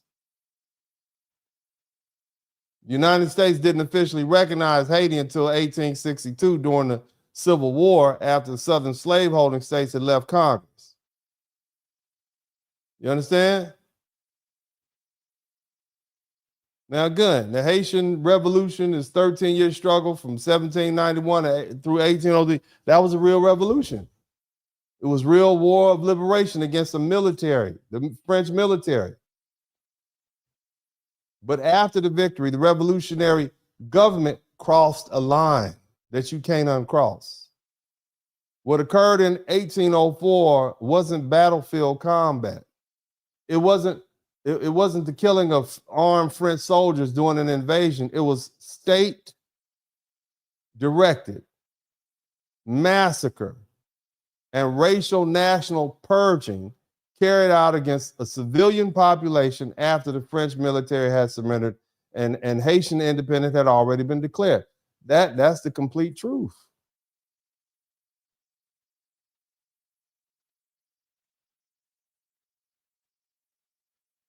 This is who these people are. See, you don't honor history by turning the Haitian Revolution into some clean Hollywood movie where every revolutionary act was heroic and every person killed deserved it. That's not true. You also don't honor history by repeating every, well, let me say it like this. We don't need to lie about it. Okay? And I'm not going to lie about it. And I'm not going to lie to you about it. Bottom line is when you see Haitians use 1804 as a shield, I want you to remember the whole story. It's cool to celebrate the defeat of the French army. We can acknowledge the courage required to defeat Napoleon's army, but don't erase what happened after. In the spring of 1804, when Dessalines marched around the countryside and committed all those atrocities against those people. You see? Don't erase the beheadings. Don't erase the women and children and the government's proclamation that followed. We will not make killing of civilians morally invisible because it's inconvenient. The revolution was real. Freedom was real. Okay? But that massacre was real too. Now, like most foundational Black Americans, we never taught this history. We barely taught our own history. We don't know the difference. We don't know what's going on between Haiti and the Dominican Republic. We knew they shared an island. I knew Haitians were overwhelmingly black. I knew Dominicans say me no black. And because I understood American racism and anti-Blackness and colorism, I thought I already understood the whole situation. Haitians were black, Dominicans were mixed. Dominicans didn't want to be associated with black people. Therefore, Dominicans must simply be prejudiced against Haitians because Haitians are dark. That's an easy explanation. But it's lazy and it's incomplete. And see, the thing is, when Americans hear Dominicans say, I'm not black, I'm Dominican, we process that statement through the American racial system. In America, somebody can't be culturally Dominican and racially black at the same time. So when we hear dark-skinned Dominican reject the word black, we naturally interpret it as self-hatred or colorism. Sometimes it is. Racism, colorism, and anti-Haitian prejudices absolutely exist in Dominican society, but scholars have also explained the Dominican racial language developed through a national conflict, which black was often coded as Haitian. And Dominican identity was defined as non-Haitian or non-black, rather than necessarily white. Because I've never heard Dominicans say, I'm white. They say me no black, but they don't say I'm white. Some do. But see, in that situation, race and nationality became fused together. Now, some of y'all might have missed that. What if we've had it wrong? What if me no black means I'm not Haitian? You understand? Just like when we say I'm foundational black American, I'm not African. I still have African DNA, but I'm not African. See that? See, what I'm trying to do is help you explain, because it seems to us as foundational black Americans, we've come to the same conclusion that the Jamaicans, the Bahamians, and pretty much every other Caribbean island have come to about these Haitians who are trying to throw a guilt trip on us right now about not coming out there protesting for the TPS. And they keep trying to throw this mind trick on us and have us out here thinking that we've done something wrong because, you know, why y'all, we black too. Hold on a minute. I'm not saying racial prejudice is acceptable. I'm just saying ain't nothing, we black Americans aren't crazy. We see what we see. To the average black American, black means a race of people. To many Dominicans, particularly within the national ideology they inherited, black historically came to mean Haitian. Black is synonymous with Haitian. Haitian came to mean a foreign political enemy that killed all them white folk and keep invading us and occupying us and repeatedly attempt to rule over us on our island. So when you hear a lot of these Dominicans say, I'm not black, they may be making a racial statement, but they also are saying, I'm not Haitian. I belong to a different nation, culture, history, language, and political tradition. They're not saying I'm white. They're just saying I'm not black. I'm not Haitian. And see, black Americans were never taught that distinction. We saw skin color and assumed that skin color explained everything. We recognize one form of prejudice. And we stop asking any historical experience produced after that. We side automatically with the black Haitians because they look more like us and our ancestors and presented their struggle in the language we understood, English. Black people being discriminated against by lighter skinned people. That's what we saw. But Dominicans and Haitians have lived next to one another for centuries. They know one another's history in a way we don't. They remember wars, invasions, occupations, the massacres, the border disputes, the reconquest attempts that the average black American has never heard or discussed ever. This is the first time many of y'all hearing about this. Somebody type 1804.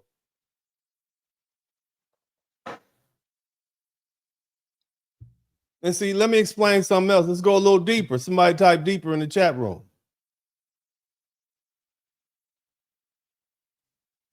The first thing we have to understand is this. These weren't originally one people who suddenly divided because one side became colorist.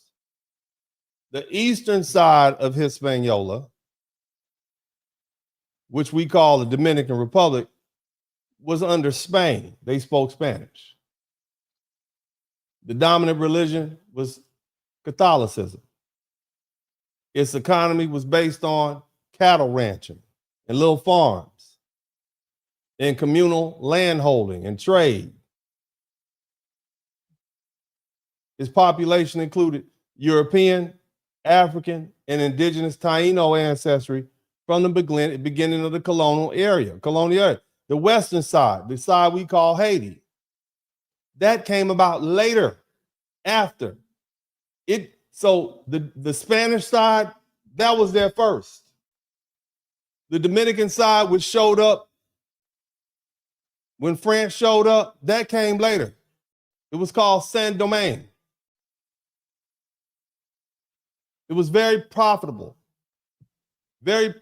plantation colony built on mass African slavery.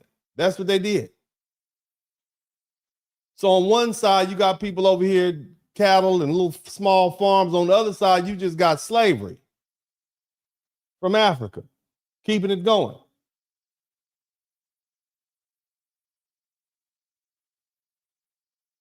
Now, France's possession of the western part was formally recognized by Spain in 1697 at a treaty.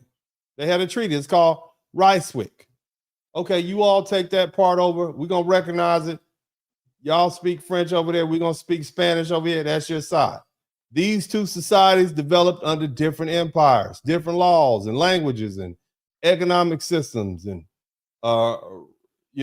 religions and racial structures. It's like the difference between Mexico and the United States. They speak Spanish, we speak English. We had the British, they had the Spanish Empire. And see, the thing you have to understand is that history matters because Haitian independence didn't erase the separate development of the Dominican Republic, which was the eastern side of the island. Haiti emerged from a revolutionary war against French slavery. The people of the eastern side, or Santo Domingo, didn't emerge from that same revolution. They didn't have nothing to do with them.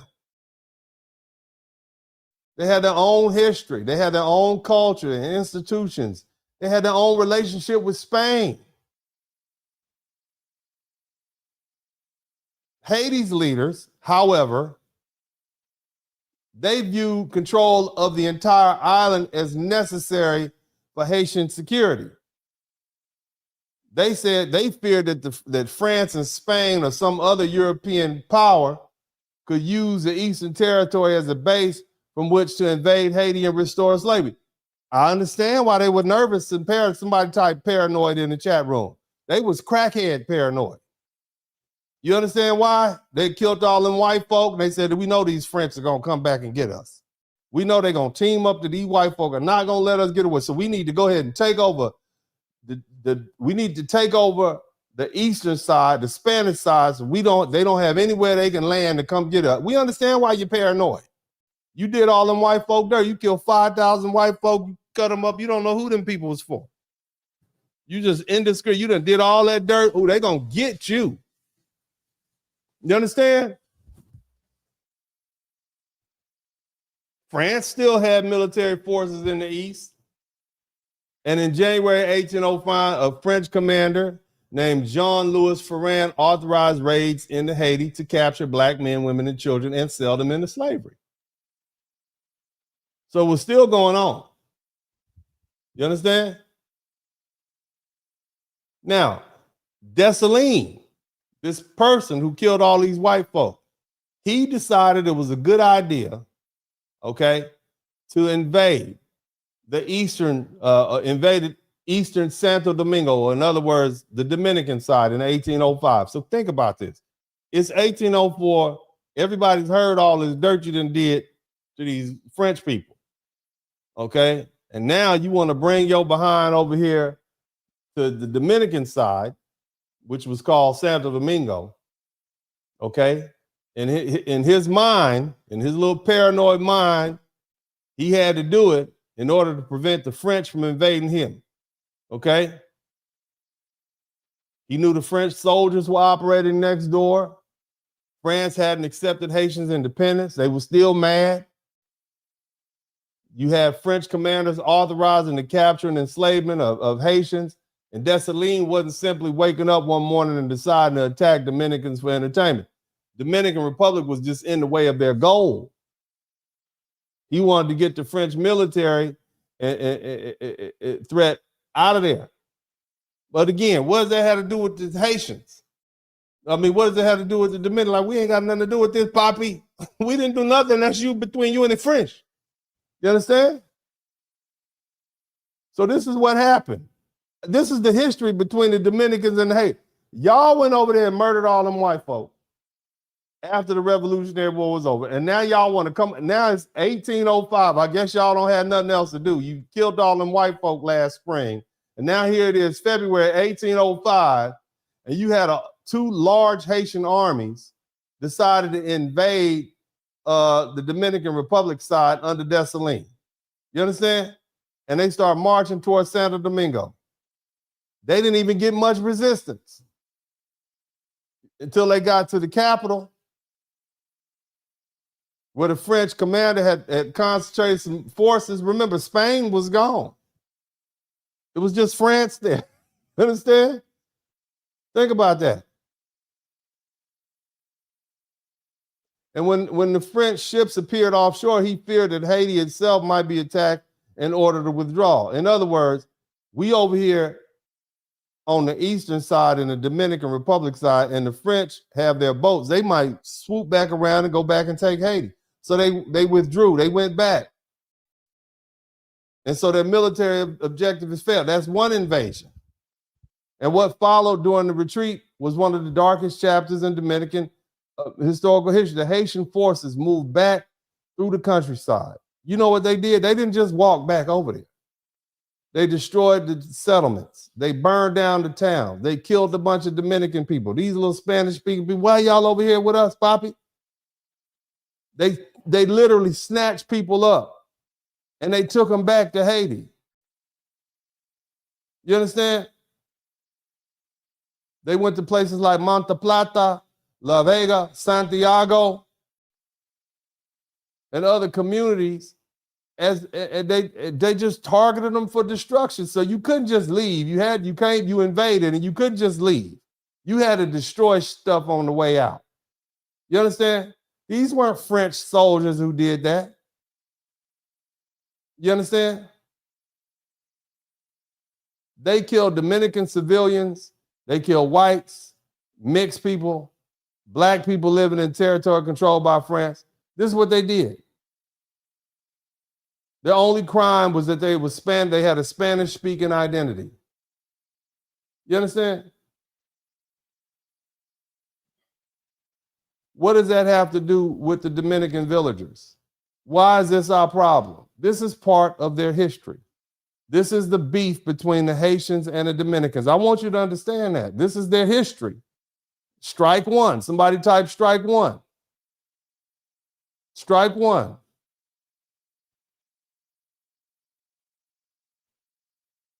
Think about that.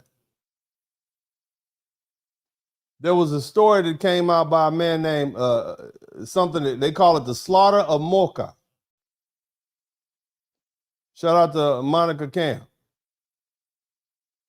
This is from a Dominican survivor. His name was Gaspar Pichardo.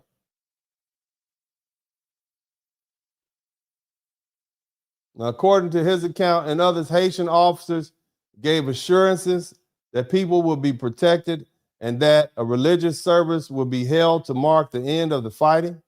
And then so the families gathered inside, believing they would receive money or mercy. And once they were assembled, the troops attacked the congregation with blades. Men, women, elderly people, and children were killed inside and around the church. This is what the Dominicans did. You see what they did? The same thing to the French. Yeah, y'all come on down at 8 o'clock in the morning and we just want your money. Think about that. Said the same thing to the Dominicans. Sneaky. And then killed them all. They don't know how many people were killed at Mocha. But I've been to Mocha. I've been to Santiago. They remember this. They have memorials put up when the Haitians came over here and killed our people. They said there was about 500 people killed in this village. This was a massacre. These are civilians. This is what these Haitians are doing. And then the Haitians retreated. The Dominicans write about this. This is these people's history. This is their history amongst each other. This is what we don't know. We don't speak Spanish and we don't speak French. This is what they know about each other. Strike one. Santiago, during the retreat, when the Haitians were running back to Haiti to make sure the French didn't come around there in their ships. This is 1805. They ran through Santiago. They killed residents. They burned homes and churches and convents with nuns. You understand? What does this have to do? What does this war between the French and the Haitians have to do with the Dominicans or the Spanish-speaking people who were former colonials of Spain? Nothing. Now, I want you to put yourself in the mind of these Dominicans. How was that remembered on the eastern side of the island? From a Dominican person's perspective, the Haitian Revolution, okay, it didn't stay safely on the western side of the island. A year after Haiti got its independence, these same Haitian armies crossed over into our territory. They burned down towns. They killed innocent civilians. People were kidnapped and carried away. I'm sure there was a lot of grapes going on too. And I'm not talking about the ones you mush and drink. Okay? These families remember what happened. I know relatives. I know some of my relatives from in early 1804 and whatnot. I talk about some of them. This is what happened to these people's relatives. You don't think they remember what happened in Mocha and Santiago, some of their major cities? You had black Haitian troops, okay? Come over there and commit all these atrocities against these innocent people. These were experienced soldiers who had been fighting the war for 13 years.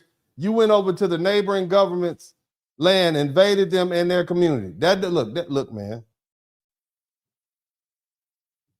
You see what's going on? This is 1805, strike one. Now let's say strike two, 1821, again. This is December 1st, 1821.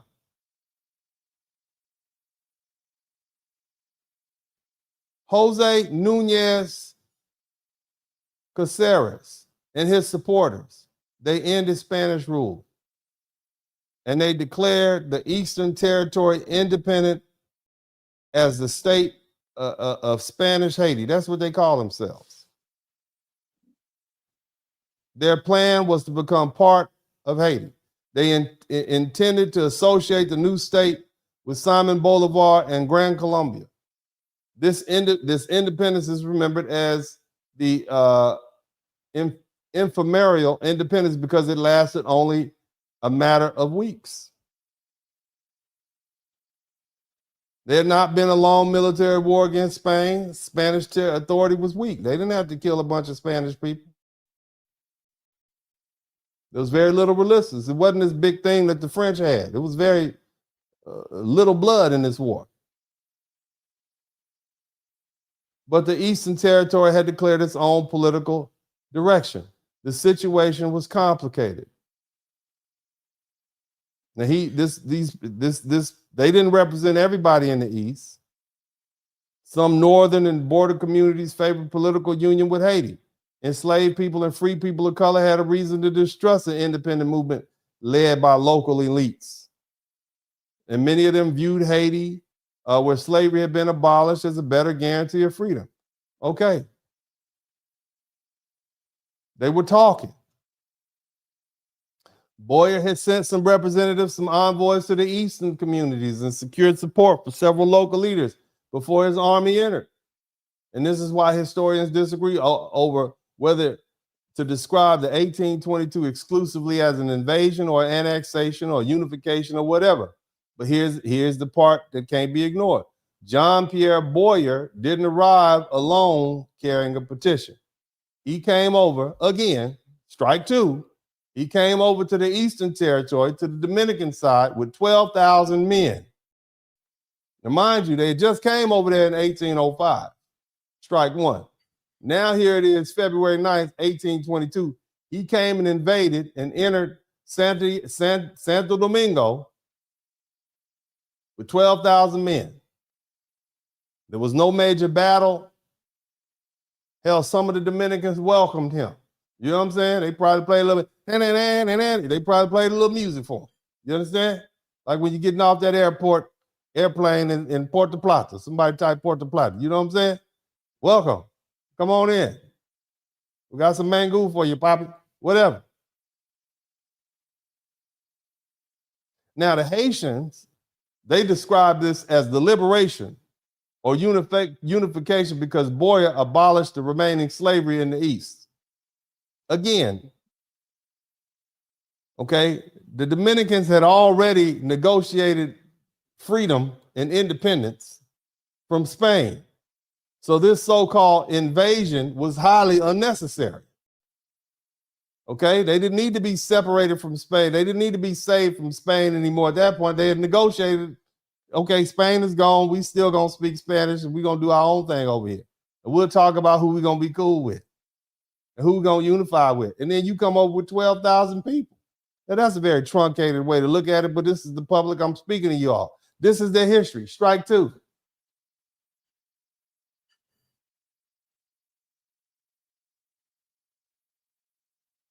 Now, again, people who had still been legally enslaved, they were free. We don't need to lie about that to make the rest of the argument. Haiti didn't legally enslave the Dominican population in 1822. It technically abolished slavery. But abolition didn't give Boyer a permanent right to govern another people without their continuing, which is what he did. Because for the next 22 years,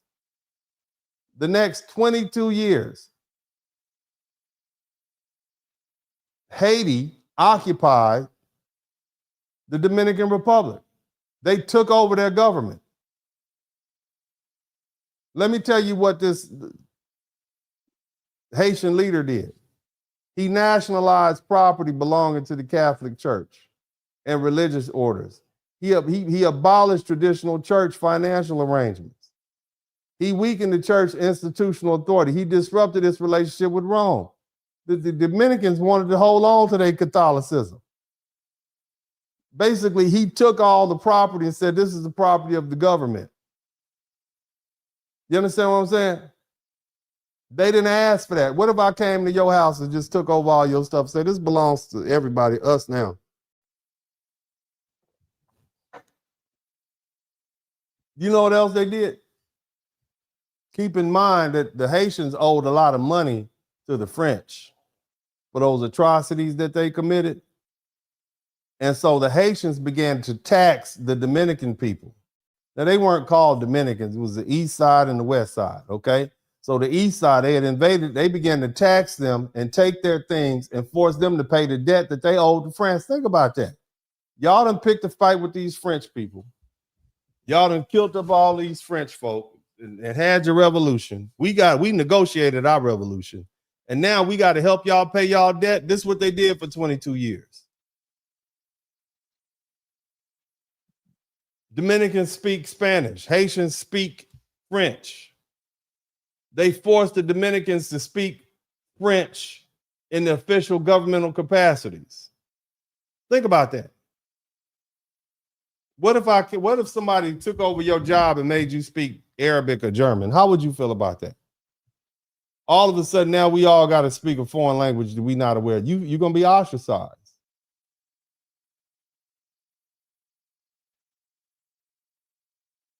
You understand?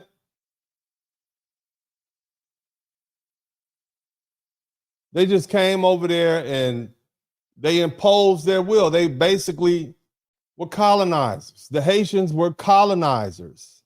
They came and colonized the Dominican side for 22 years. Land that families and communities believed belonged to them was subjected to different legal regimes imposed upon them by Port-au-Prince. You had Haitian officials attempted to reorganize agriculture. In other words, they took this and took that and took crops and took cattle and so on and so forth. This is what they did. 22 years of that. It was, they said they ended slavery, but it was damn near like slavery. The Haitians became Uncle Ruckus over there. They became the colonizers. This is the history. Somebody type strike 2 in the chat room. I mean, legally, historically, the language isn't precise because Boyer had abolished slavery, but when a foreign government imposes compulsory military obligations, forces labor discipline, land restructure, in other words, they take your land, make you work on it, make you work for the military. They start taking your money. They centralize political control.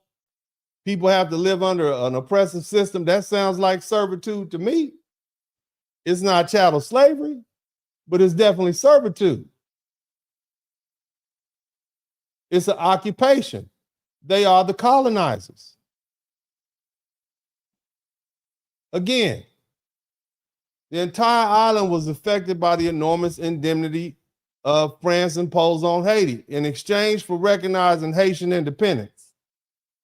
Boyers, so they had to pay for it. I want you to think about this.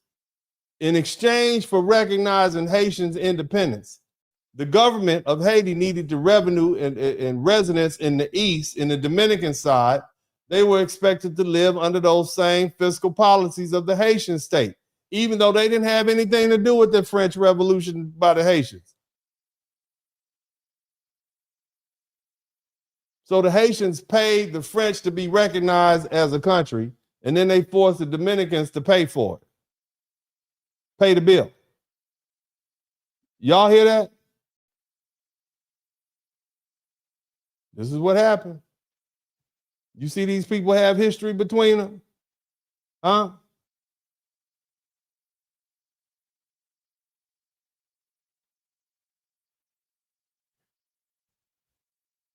Well, anyway, Haitians start dealing with some weakened government.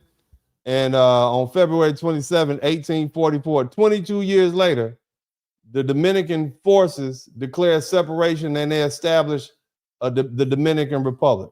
Okay? February 27, 1844. Now, it'd have been great if that story had ended there, right? Right? They finally pushed them out 22 years later. Right? Maybe if the story strike 2, right? Maybe if it had ended there, everything be fine. But it didn't. It didn't end there because the Haitian government kept coming back. They kept attempting to regain and invade the Eastern Territory. They got put out on March 27th. These mofos came right back in March. They got put out in February 27, 1844. They came back in March 1844. Haitians came with some more people. You understand? They came back to the newly declared Dominican Republic and they advanced. They came through different routes. They was coming back, man. They came to a place called Azua. They went to Santiago. Strike 3. Then there was another strike, 1845. They came back.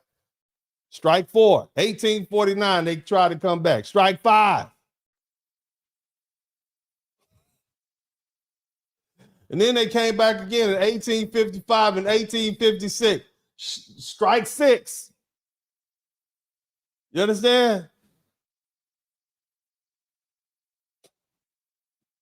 These people kept coming back. Somebody type strike 6 in the chat room. And it was finally after 1856, the Dominicans finally put them down. They like, we got to keep an eye on these people. These people were colonizers. And they still wouldn't recognize them.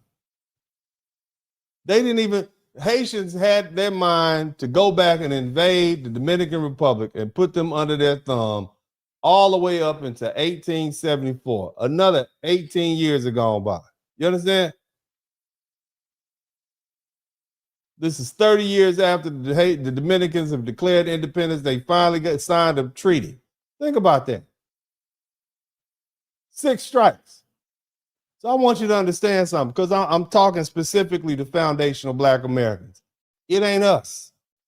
We are not the only ones. These people are hard-headed, okay? They are here to take over. That's what the Dominicans said. You see? So I want you to understand. So from a Dominican person's perspective, this wasn't one misunderstanding. The Haitian, this is 1874. We free. We up here in America free. You know what I'm saying? We got building towns and HBCUs all around, and the Dominican Republic is still fighting the Haitians off. Think about that. So again, let's put this in context. So from the Dominican people's perspective, this wasn't a misunderstanding. Haitian armies entered into the Dominican Republic in 1801. Dessalines invaded in 1805. And the retreat produced massacre. So as they was leaving, they killed, burned, raped, and pillaged. They came back in 1822 and stayed unwanted for 22 years. Okay, then when the Dominican Republic finally pushed them away in 1844, the Haitian government came back 4 or 5 times to try to reinvade. Think about that. Shout out to Alex Berry. And this history extending across generations. Do you think they forgot about that? Now I want y'all to, let's go back and analyze the phrase "me no black." Do you understand why the Haitians don't want to be black? They associate black with why the Dominicans associate black with badness down there. They see the Haitians as black. That's why they say "me no black." Me no black is synonymous with me no Haitian. Again, some of that is colorism. Some of it is anti-Blackness. Some of it was deliberately cultivated by the Dominican elites, especially in the later periods, to depict Haiti as barbaric and Dominican Republic as Hispanic, Catholic, civilized, and racially superior. But look at all the stuff that they did. We shouldn't pretend otherwise, because it's intellectually lazy to say that the entire distinction is simply dark skin versus light skin, or that the Dominicans are ashamed of their African ancestors. These people have a real bloody history. So in the Dominican historical consciousness, Haiti wasn't merely the darker country next door. Haiti was the neighboring state whose armies had crossed the border, whose government had ruled over them and was oppressive and colonizing them, who had imposed different political legal system, who had taxed them unfairly, took their things, repeatedly attempt to reverse their independence. Haitian became associated with occupier, colonizer, foreign authority, cultural displacement, military threat, killers. Because Haitian national identity was explicitly black, the word black and Haitian became tied together in Dominican political language. That history helps explain the association. It doesn't make racial discrimination morally right. That's not what I'm saying. And see, this is what Black Americans aren't told. Shout out to my foundational Black American brothers and sisters. Are you learning something? See, we were handed a one-line explanation by the Haitian scholars who came up here and spoke English. Dominicans hate Haitians because Dominicans are colorists and refuse to admit they are black. That's what we heard. That's easy for us to understand. And then we looked at their skin and heard "me no black" and said, yeah, okay, case closed. We don't care anyway. That ain't something we concerned about. But the case was never that simple. Dominicans know Haitians' history because they have lived beside Haiti for centuries. They know what Haitian governments have done, and Haitians know what Dominican governments have done. They have fought wars. They've exchanged populations. They've disputed borders. They traded with one another. They intermarried. They cooperated. They committed atrocities. against one another. And what we did, we came in at the tail end of this history with our American racial framework, and we assumed we understood everything after hearing one side. We didn't. You understand what I'm saying? I'm not saying we do.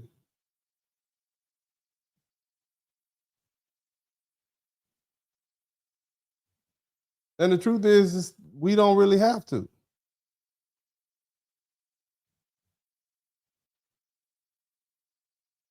And see, another thing that you got to understand is Haitian Revolution. Haitians are actually colorists themselves. They are very anti-light skin based on their rhetoric and based on their war history. Let's talk about it. And most Black Americans, you know, we are not dark pigment people of color or dark pigmented African people. We're not. We're mixed.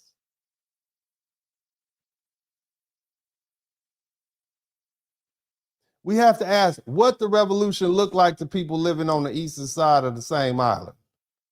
Foundational Black Americans were never taught this history. We were taught about Haitian Revolution as this glorious fight against slavery, but we weren't taught about how the revolution itself, how the internal bloodshed and the Haitian governments, what they did afterwards to the neighboring populations.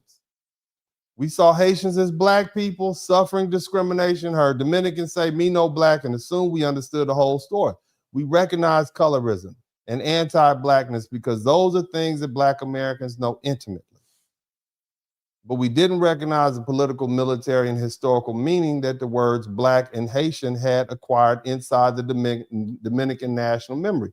To the average FBA, Black is a racial category. It includes Black Americans, Haitians, Jamaicans, Nigerians, Dominicans, anybody of African ancestry. But in Dominican history, Blackness didn't develop solely as a description of skin color. Shout out to Sharonda Sowell. Over time, Black increasingly became associated with Haitian, and Haitian became associating with neighboring state that had crossed the border, occupied Dominican territory, destroyed towns, carried away people, imposed their government on us. Now, a Library of Congress country study explained that the occupation itself intensified racial hostility. So you got these folk over here from Haiti in the Dominican Republic. It intensified racial hostility. That 22 years of that occupation, Haitian troops resented lighter skinned Dominicans. And the Dominicans increasingly associated Haitians with darker complexion with the abuses and oppressions they experienced under Haitian rule. Do you see what's going on here? Think about this. You got the Haitians who had been under the French people, who were white people for all these years.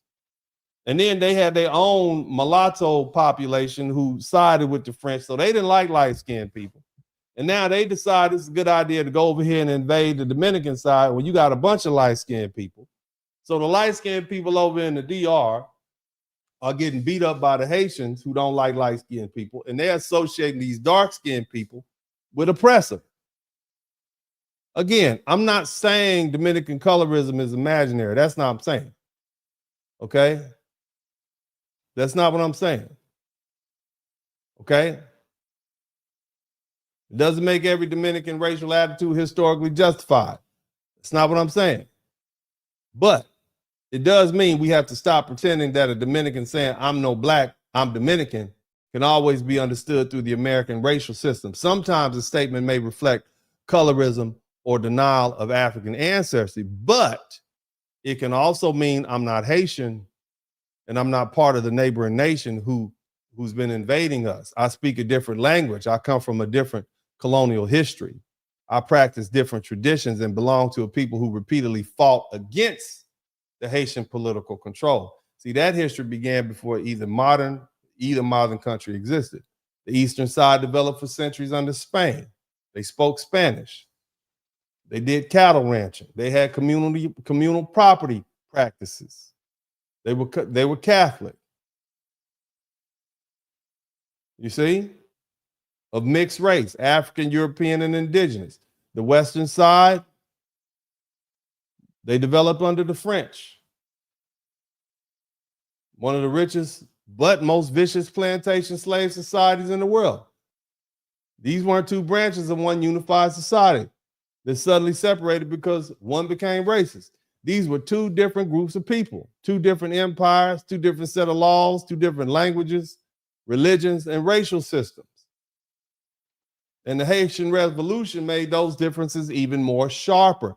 Look, Saint-Domingue, the Haitian side population had been divided into enslaved Africans, listen, white colonialists, free people of color, in other words, light-skinned people, including a substantial group of mixed race property owning black people known as gens de couleur, okay? And when the revolution began in August 1791, these groups didn't all join one unified freedom movement. They formed shifting alliances. They fought one another. They negotiated with the French and the Brits and the Spanish, and they struggled for political interests. So even the revolutionary leadership turned inward. From 1799 to 1800, Toussaint Louverture and Jean-Jacques Dessalines fought a man named Andre Rigaud and Alexandre Petition. And I know I don't give a crap if I'm not saying it right. I'm not French. I'm speaking English, so I'm saying it as an English person. With Andre Rigaud and Alexandre Petition. I'm not going to say it the way you would say it. Okay? They call it the War of Knives. And Toussaint's support came heavily from formerly enslaved black soldiers in the north. And Rigaud's Southern coalition drew from mixed race elites. So you had the light-skinned people and the dark-skinned people in Haiti fighting each other in the Revolutionary War. Not just the French, they were fighting each other. And the war involved political power, regional control, military rival. Now, the light-skinned dude, Rigaud, he was defeated. And many of his supporters fled and they were displaced. But the bottom line is it created a lot of distrust between black leadership and mixed race elite. And that became part of Haiti's political inheritance. So now here we are in 1805, and you got these same people, right? Right? These same people, the Haitian Constitution attempted to answer this history by declaring that Haitian citizens legally equally and equal and placing them under a generic national identity of black, regardless of their skin. So now everybody's Haitian. Okay, whether you're light skinned or dark skinned, whatever. That was a revolutionary rejection of the French caste system, which said whites up here, mixed race here, dark skinned people here. Everybody's Haitian. They try to make it equal. But from the perspective of the neighboring society, where you had African, Spanish, and indigenous ancestry, and they'd been mixing for centuries, it appeared that the new Haitian state was turning blackness into an official political identity, and it eliminated the distinctions that Dominicans considered central to their own history. Now, I want you to put yourself in the population of a mixed Dominican population living next door. You watched the revolution, which people of light-skinned, dark-skinned people killed each other. White, black people killed each other. They got class issues, political loyalty, repeatedly determined who was trusted and who was in exile, okay, and who lost power and who got killed. You watched the remaining French white civilians, some of who could have been your friends. You watched them get slaughtered by Dessalines after the French army had been defeated and gone. You watched a new state declare all of its citizens black as a matter of national law. Shout out to Dream Girl. Then the state begins placing military pressure on your side of the island. And so the question in the Dominican people's minds is wouldn't simply have been, do we hate black people? No. See, black and mixed people already lived together throughout the Eastern Territory. It was by definition a mixed population. And the more immediate question would have been, what happens to us if the revolution crosses its border? What happens to the Spanish-speaking Catholics, the mixed families, the landowners, the farmers, merchants, people who don't accept the political identity imposed by the Haitian state? Will we be treated as neighbors? Will we be classified as enemies? And that fear reinforced almost immediately because, again, Toussaint Louverture, he came over there with the nonsense. Okay, he came again in 1805 and several more times. You see?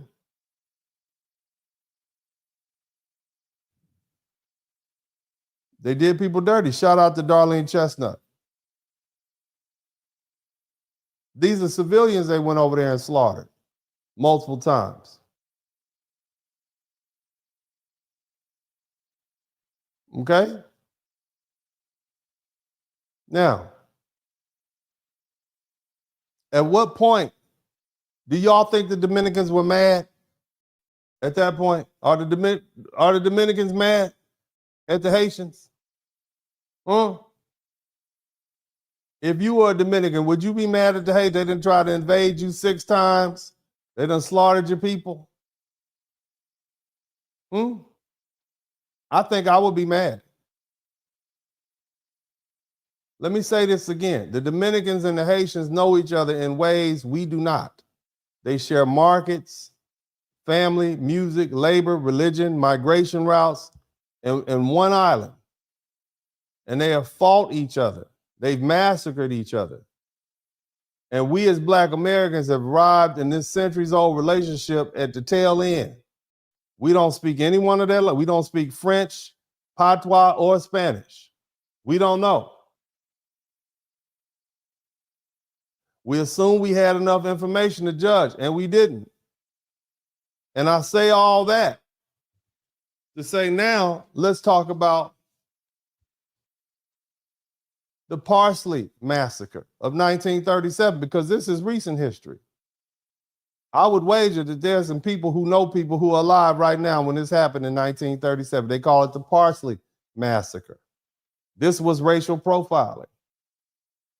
It was abusive deportation. It was denationalization or cruelty towards Haitian migrants. Again, let's not look at this in isolation. Let's not look at this massacre in isolation. Let's look at this in the context that in 1801,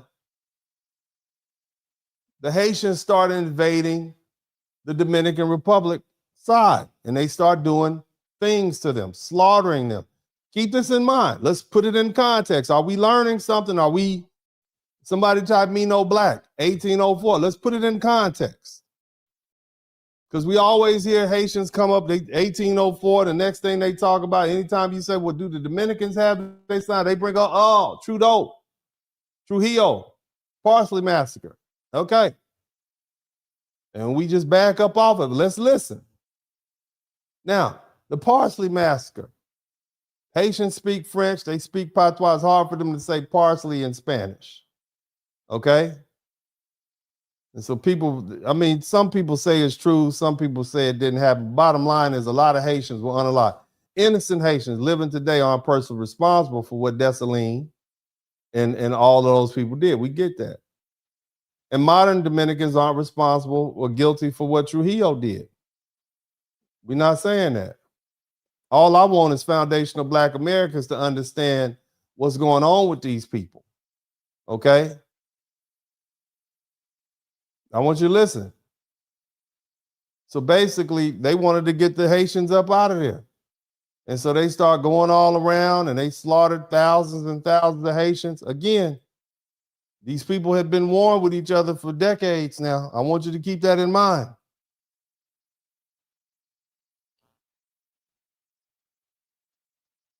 It was a horrible situation.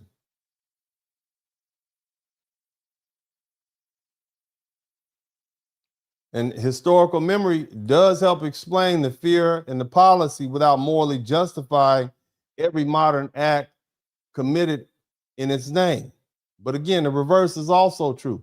Condemning Dominican abuses doesn't require us to erase the Haitians' invasions and civilian killings and burning towns and mass removals and 22 years of occupation or the repeated attempts to destroy the Dominican country. You can't demand historical honesty about Dominican crimes while insisting that the Haitian crimes disappear from the record. So when Dominicans treat the border as a matter of sovereignty and survival, understand what they're remembering. They aren't viewing Haiti from a college classroom in the United States. They're living beside a nation whose government has repeatedly claimed or controlled their territory. They remember that the border wasn't always respected. They remember that when they just didn't put up any fuss and let them come over, they took over.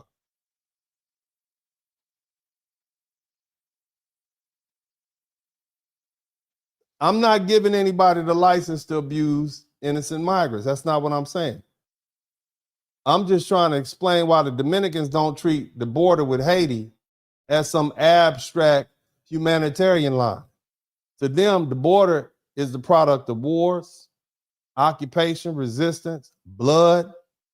It's the physical line separating the Dominican state from a history in which Haitian leaders repeatedly sought control over the entire island and was willing to brutalize them for it. You may disagree with these Dominicans. You may condemn them as prejudice. You may demand humane treatment for Haitians. But before you lecture Dominicans about why they should simply open their country and trust their neighbor, learn what happened the last time their sovereignty disappeared. History doesn't excuse everything, but context changes everything. And for my foundational Black American brothers and sisters, if you, over the past year, 2 or 3 years or 10 years, have developed a different vibe or feeling towards people from the diaspora, including Haitians, maybe there's a reason. You should ask their neighbors. And that's all we've done on this particular broadcast. Now, I want to take the opportunity to thank the beautiful people who've contributed to the Super Chat, the Cash App, and the PayPal. I hope y'all have learned something. I hope you all have learned something. I have something else to give to you all. I definitely want to read. The Super Chats. We have 21 Super Chats. I hope you all enjoyed this. I hope it was in context. I mean, anybody can talk about TPS. I want to try to help y'all understand what's really going on. Now, let me see here. Do we have any Cash Apps? Let's see. We have some Cash Apps in here. I want to address the Cash App people first. We got a couple of them coming in hot and heavy. Shout out to James Miles. Thank you so much. Angela Harris, thank you. I appreciate you. Thank you for the 2 Cash Apps. Let's go ahead and talk to Mixedlins. Thank you so much. Let's see. You said 400. Oh, Eagle. Thank you. 400 Jules Eagle. Thank you so much. That's some code word. I don't know what you said, but Eagle, that's pretty fancy. I don't know what that means, but shout out to you. Somebody, Telescope, sending a Sloss of Western shout out. Yeah, oh, that's right. I said y'all was moted. People couldn't even spell. They said, did he say demoted? Did he say motivate? No, I moted. Okay, moted. Look it up. Look it up in the slang dictionary. Shout out to 2 Jules Silver. Thank you for the Silver Star crystal roll. Appreciate you. Let me see here.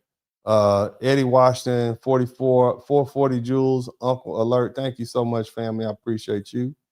And 750 Jules. Let them cook. I'm cooking, man. I'm gonna keep on cooking. Thank you so much. Loving possibilities. Also, Black and saying we built the first world, the African continent is third world, even Europe is becoming second world. Yeah, man. I mean, we definitely need to think about protecting our borders. We can't open it up to everybody. Who else we have here? Laughing Disco. Thank you so much. I appreciate you. Irvin Zahara and Uncle Alert. Good looking out, the everyday Muslim. Let's see here. 10 Jules. Thank you so much. Secret We Keep. Appreciate you. Again, Secrets We Keep. New member. Welcome to the membership. Secrets We Keep. Thank you. Thank you. Thank you. GG HZ. I can't say that. Thank you for enjoying the learning. I'm glad you all enjoyed the learning. 1804. Yeah, type 1804. Next time you hear it, you think about it differently. Trust in God. Thank you so much. Also, thumbs up. Monocam. Thank you for 9656. I appreciate y'all. And let me see, Alexis Berry, let them cook. I'm cooking, man. I'm cook, baby girl. I'm do what I do. Also, we have here Sharonda Soul. Thank you. I appreciate you. And let's see here. Dream Girl 247, good looking out. Darlene Chestnut, thank you for the $10 super sticker. Love the history lesson, Unc. Thank you so much, Henry Ravenell. I appreciate you for the gold coin. And then also, I want to thank Black and Red, White and Blue. Uncle Art, good looking out. I appreciate this. So we got 23 super chats. Shout out to all the people who contribute to the super chats, the Cash App and the PayPal. Now I want to take the opportunity to close this thing out with some understanding. So, and I humbly appreciate everybody who spent some time with me today. I try to keep it brief and hard hitting. And I do appreciate you all for taking the time to hang out with me. It's a true blessing to have your ear, and I do my very best to present you with information that you actually can help you have understanding. Shout out to Crystal Watson. I learned something. And again, a lot of Black people, Black Americans are feeling guilty because you don't feel like man, I should put aside these differences. These people are Black like me, and I should but there's a reason. Your gut is telling you, nah, I don't know. I don't like the way they treat us. I'm not feeling this. And there's a reason for that. Okay. And so after walking through this history, I think foundational Black Americans need to be honest about something. Maybe we have misjudged. Okay. Shout out to Eighth and Mason. Maybe we misjudged the Dominicans. Okay. Maybe we've misjudged the Jamaicans. Maybe we misjudged the Haitians. Okay. Maybe me no Black, if we interpret everything through American racial system, we can conclude that the Dominicans distrust Haitians and their distrust of the Haitians wasn't just colorism. Maybe it wasn't just self-hatred. Maybe it wasn't just anti-prejudice. The same stuff they saying about us now that we saying y'all need to go home because y'all called us dirty Black Americans. Maybe it wasn't just colorism. Okay? I'm just saying. See, after learning about these invasions and these occupations and this destruction of the Dominican communities and repeated attempts to take back Dominican territory, perhaps the Dominican suspicion didn't come from nowhere. Maybe the neighbors who have lived beside these Haitians for centuries understood something foundational Black Americans were never taught. That's the first conclusion. Shout out to Miss Cognito. I'm just saying. And the second conclusion is a little harder. I want all you Haitians to come to the front of the room. I know you watching this. I know you watching. I've been fair. I'm just reading out the history book. You can read the same thing in here. I want you Haitians to come up here to the front. First generation Haitian, second. Come on, bring your flags out. Maybe you need to look at yourselves. Because see, at some point, every problem can't remain somebody else's fault. If your country is falling apart, and it has been falling apart since I was a little boy, that's about 50 years ago. You can't dismiss every criticism as racism, my Haitian brothers and sisters. Every closed border can't be explained as colorism. Every disagreement can't be blamed on colonialism. Every negative reaction can't automatically prove that the rest of the world is evil and Haiti is always this innocent victim. France's exploitation of Haiti was real. The indemnity was real. The fact that you had to pay back $95 million was real. Foreign interference is real. American intervention is real. Racism is real. None of that is being erased. But those historical wrongs can't explain every decision made by Haitian politicians and business elites and gangs and institutions and political movements in 2 centuries later. Eventually, Haitians are going to have to be responsible for their own internal issues. Eventually, Haitian people must examine what their own leadership and institutions and political habits and cultural expectations are producing. Again, my Haitian brothers and sisters, when your immediate neighbor distrusts you, you can call your neighbor prejudice. When another country restricts you from entry, you call that government xenophobic. When the other Caribbean brothers and sisters and their populations protest vehemently against the increased migration of your people into their country, you accuse them of lacking solidarity. But when the same type of conflict appears repeatedly across different countries, governments, and communities, then self-examination becomes necessary. At some point, you Haitians have to stop asking only what is wrong with everybody else and begin asking, what are we doing that contributes to these reactions? That doesn't mean every Haitian behaves the same way. I'm not saying that. It doesn't mean Haitian people contribute nothing. Haitians have built businesses, raised families, they've served communities, they practiced medicine, they taught students, they created art, they've become productive citizens throughout the world. But acknowledging individual achievement doesn't prevent us from examining broader political and social patterns. A mature people should be able to celebrate what's admirable and confront what's destructive at the same time. And now, foundational Black Americans are entering the conversation because Haitian voices brought us into it. You all brought us into it. Somebody type dirty Black American in the chat room. Y'all brought us into it. You had a clean slate with us. We accept everybody. All you got to do, you could be Black, barely Black. You got one drop of Black in you. We're going to bring you in. That's us. Hell, you could be a white person to be cool with and know how to do the latest dance, and we'll be cool with you, man. We open the door. Black Americans have traditionally embraced people throughout the African diaspora, hands down. Nobody has done it more than us. You have a clean slate with us. We recognize Blackness before nationality, tribe, language, or island. We've marched for other people. We've defended other people. We've opened our Black college institutions. We've allowed you all to use DEI. What's the name of it? Affirmative act. We ain't tripping because you're Black.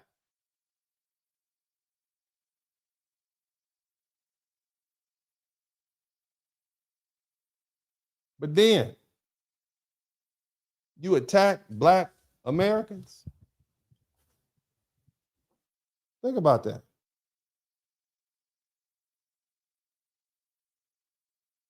Think about that. Solidarity isn't servitude, and we are damn sure not your whipping boy. We don't owe unconditional loyalty merely because you're Black. We don't owe automatic political support to people who disrespect us. We don't owe emotional protection to people who insult our foundational Black American lineage, our ADOS lineage, our Solon people lineage, our American Negro lineage, our indigenous lineage. We don't owe deference to people who distinguish themselves from us when that distinction makes them feel superior. But all of a sudden, they want to claim racial unity when they need our sympathy, our advocacy, votes, institutions, and protection. You can't have it both ways. You can't say we are Haitian, not Black American.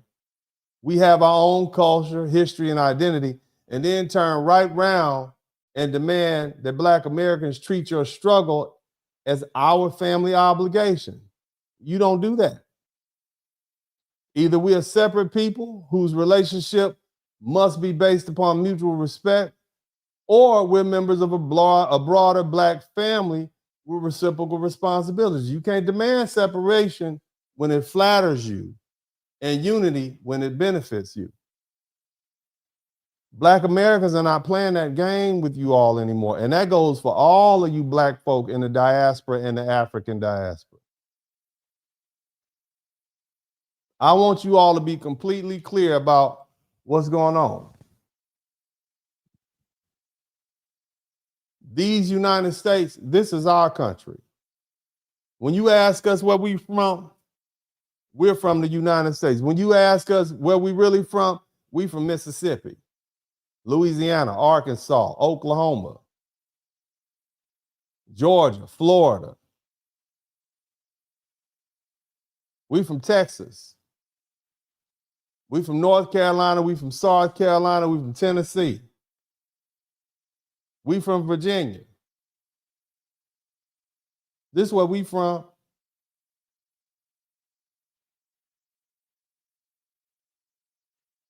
Our ancestors built this country under slavery. We defended it in all of its wars. We challenged its constitution. We survived everything it threw at us. We defeated its legal segregation system. We transformed the culture. And we forced its institutions to recognize our rights that they had denied us and accept us for who we are.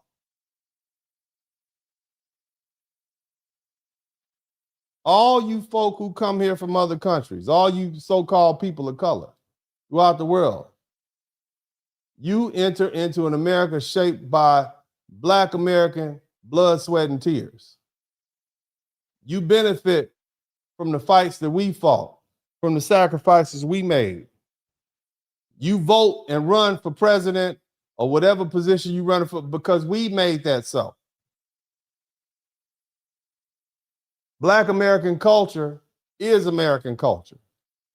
The way you talk, the way you wear your jeans, the way you dress, the way you speak.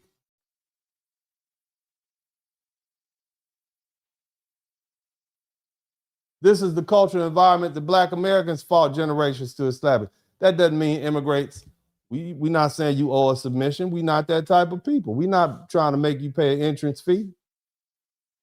But it does mean that you need to understand whose struggle opened much of the legal and cultural space that you now occupy. The Haitian Revolution didn't pass the Civil Rights Act. It didn't dismantle Jim Crow for us. It didn't integrate American universities, businesses, housing, public accommodations, or government institutions. Foundational Black Americans did all that work right here. So coming into the United States, benefiting from the ground we fought to secure, and then publicly calling us dirty Black Americans, that's not courage. It's disrespect. It's arrogance. And it demonstrates a stunning lack of appreciation for the people who struggle, help make your life possible. That's why your neighbors, the Dominicans, don't like you. That's why the Haitians aren't allowed in the Bahamas. That's why the Jamaicans keep deporting you back. That's why most of these countries around the world don't accept Haitian visas, because they all feel the same way. So it's not just us. See, the lesson that you Haitians need to learn on the heels of this TPS revocation is when you enter other people's country, you should conduct yourself with humility. You should respect the indigenous population already living there. You should obey the law. You should contribute where you can. You should learn the society. Don't enter somebody else's political and cultural house and insult the family that built it, and then demand protection from the same family when the consequences arrive. Black Americans generally understand that when we travel, we visit, we spend our money, we enjoy the food, we in the culture, we dance, whatever dance y'all dance. We respect the local population, and we get our butts back on them planes and back on them boats, and we come home. We are not a diasporic people. You cannot find a large group of Black Americans anywhere else but America. We're not like Nigerians. We're not like Haitians. We stay right here.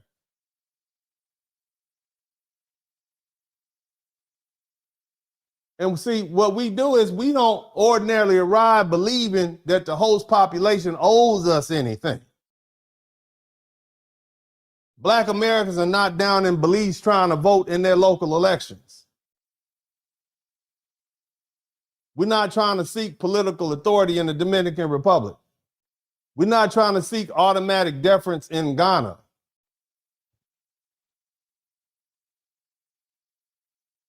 And we certainly don't expect somebody to be silent if we over there disrespecting them. And see, that's the lesson that you Haitian commentators y'all need to learn. You need to learn this. This isn't a call for Haitians to hate themselves. And this is certainly not a call for foundational Black Americans to hate Haitians. It's a call for honest national self-examination. What political habits keep producing instability in Haiti? Why have Haitian elites repeatedly failed their own population? Why do the Haitian institutions continually collapse? Why do these armed group of Haitians acquire more authority than the elected Haitian government officials? Why are so many Haitian people forced to seek security and opportunity somewhere else? And why do so many members of the diaspora respond to those failures by attacking Black Americans who had absolutely nothing to do with creating those problems? Insulting foundational Black Americans will not rebuild Haiti. Calling us jealous will not establish public order in your country. Blaming racism for every criticism will not recreate or create functioning institutions. And for heaven's sake, repeating 1804 is not going to govern your country in 2026. At some point, Haitian pride in a revolution that happened going on 300 years ago needs to be matched by responsibility for what exists today. Haiti can't survive indefinitely on the moral credit of defeating the French. A country has got to eventually be judged by what it builds, protects, produces, and provides for its people. Now,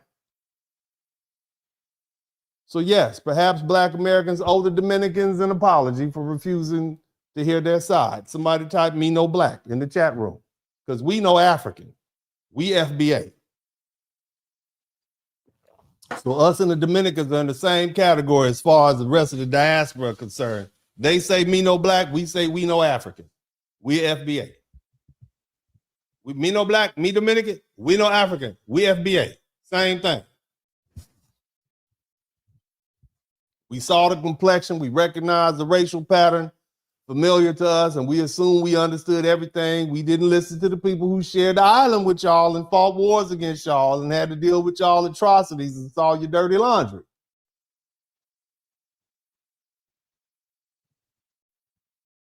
I'm not saying that the Dominicans were right about every policy or every prejudice. That's not what I'm saying. The larger point is that the Haitians need to stop treating every criticism as proof that everybody else is the problem. Sometimes the mirror is telling you something, Haitians. When people with different histories, different languages, racial identities, and national interests arrive at the same concern, you can't keep breaking every mirror and claiming the reflection is a conspiracy. Eventually, you need to look at yourself. So my dear Haitian brothers and sisters, and again, I don't know any Haitians. I ain't grow up with Haitians. I didn't go to school with Haitians. I know a couple of Haitians online. I don't know any Haitians. The only Haitians I know are the ones that call us dirty Black Americans, and you make us all look bad. So I got to say something about it. I'm going to talk to you like you need to be talked to. Dear Haitians, stop using foundational Black Americans as a convenient target. Stop demanding solidarity while offering disrespect. And stop using a 200-year-old revolution to escape your present-day accountability and responsibility. Take that revolutionary pride and discipline and courage and determination and direct it toward rebuilding your own nation. And this is where the Dominicans were telling the truth. They weren't necessarily right about every Haitian individual. That's not what I'm saying. They weren't right about every deportation, every insult, every discriminatory policy, or every act of brutality. But They were right that history matters, sovereignty matters, boundaries matter, and people who ignore Haitian political history and don't understand the risk and pressures faced by the country sharing the island. We call Dominican vigilance racism because that was easier than learning the history, just like they calling us protecting our culture racism. Now we're seeing the entitlement. We are seeing the selective aggression that Haitians have directed towards foundational Black America. We are seeing their refusal to accept accountability for themselves. So maybe it's time for Haitian public voices to stop asking why everybody else, particularly foundational Black Americans, is failing Haiti and start asking why Haiti is failing Haiti. Stop insulting Black Americans. Stop demanding unconditional solidarity. Stop using 1804 as a permanent exemption from accountability. Stop treating every immigration restriction as proof of racial hatred. Stop acting as though every country in the region must absorb your people from your failed state. The world doesn't owe Haitian or the Haitian government or the Haitian people anything. We don't owe you a replacement country. We don't owe you open borders. The Bahamas doesn't owe Haiti. Jamaica doesn't owe Haiti. The United States doesn't owe Haiti indefinite temporary status. And foundational Black Americans don't owe nobody nothing. And we definitely don't owe silence to you when you're disrespecting us. See, the answer for Haitians is not to make every other country responsible for Haiti. The answer is to make Haiti responsible for Haiti. Rebuild the police.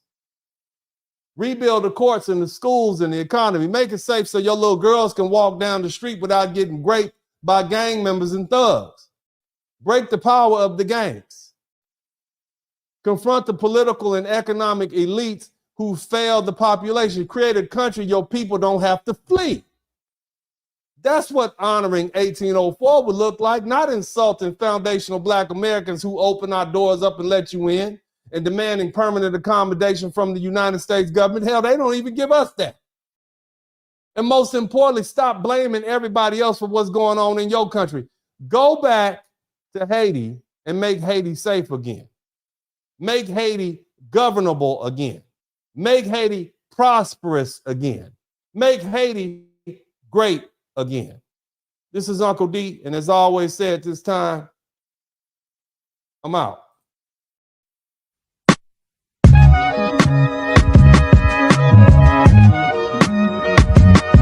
In the Spurling podcast, hit the like button, subscribe.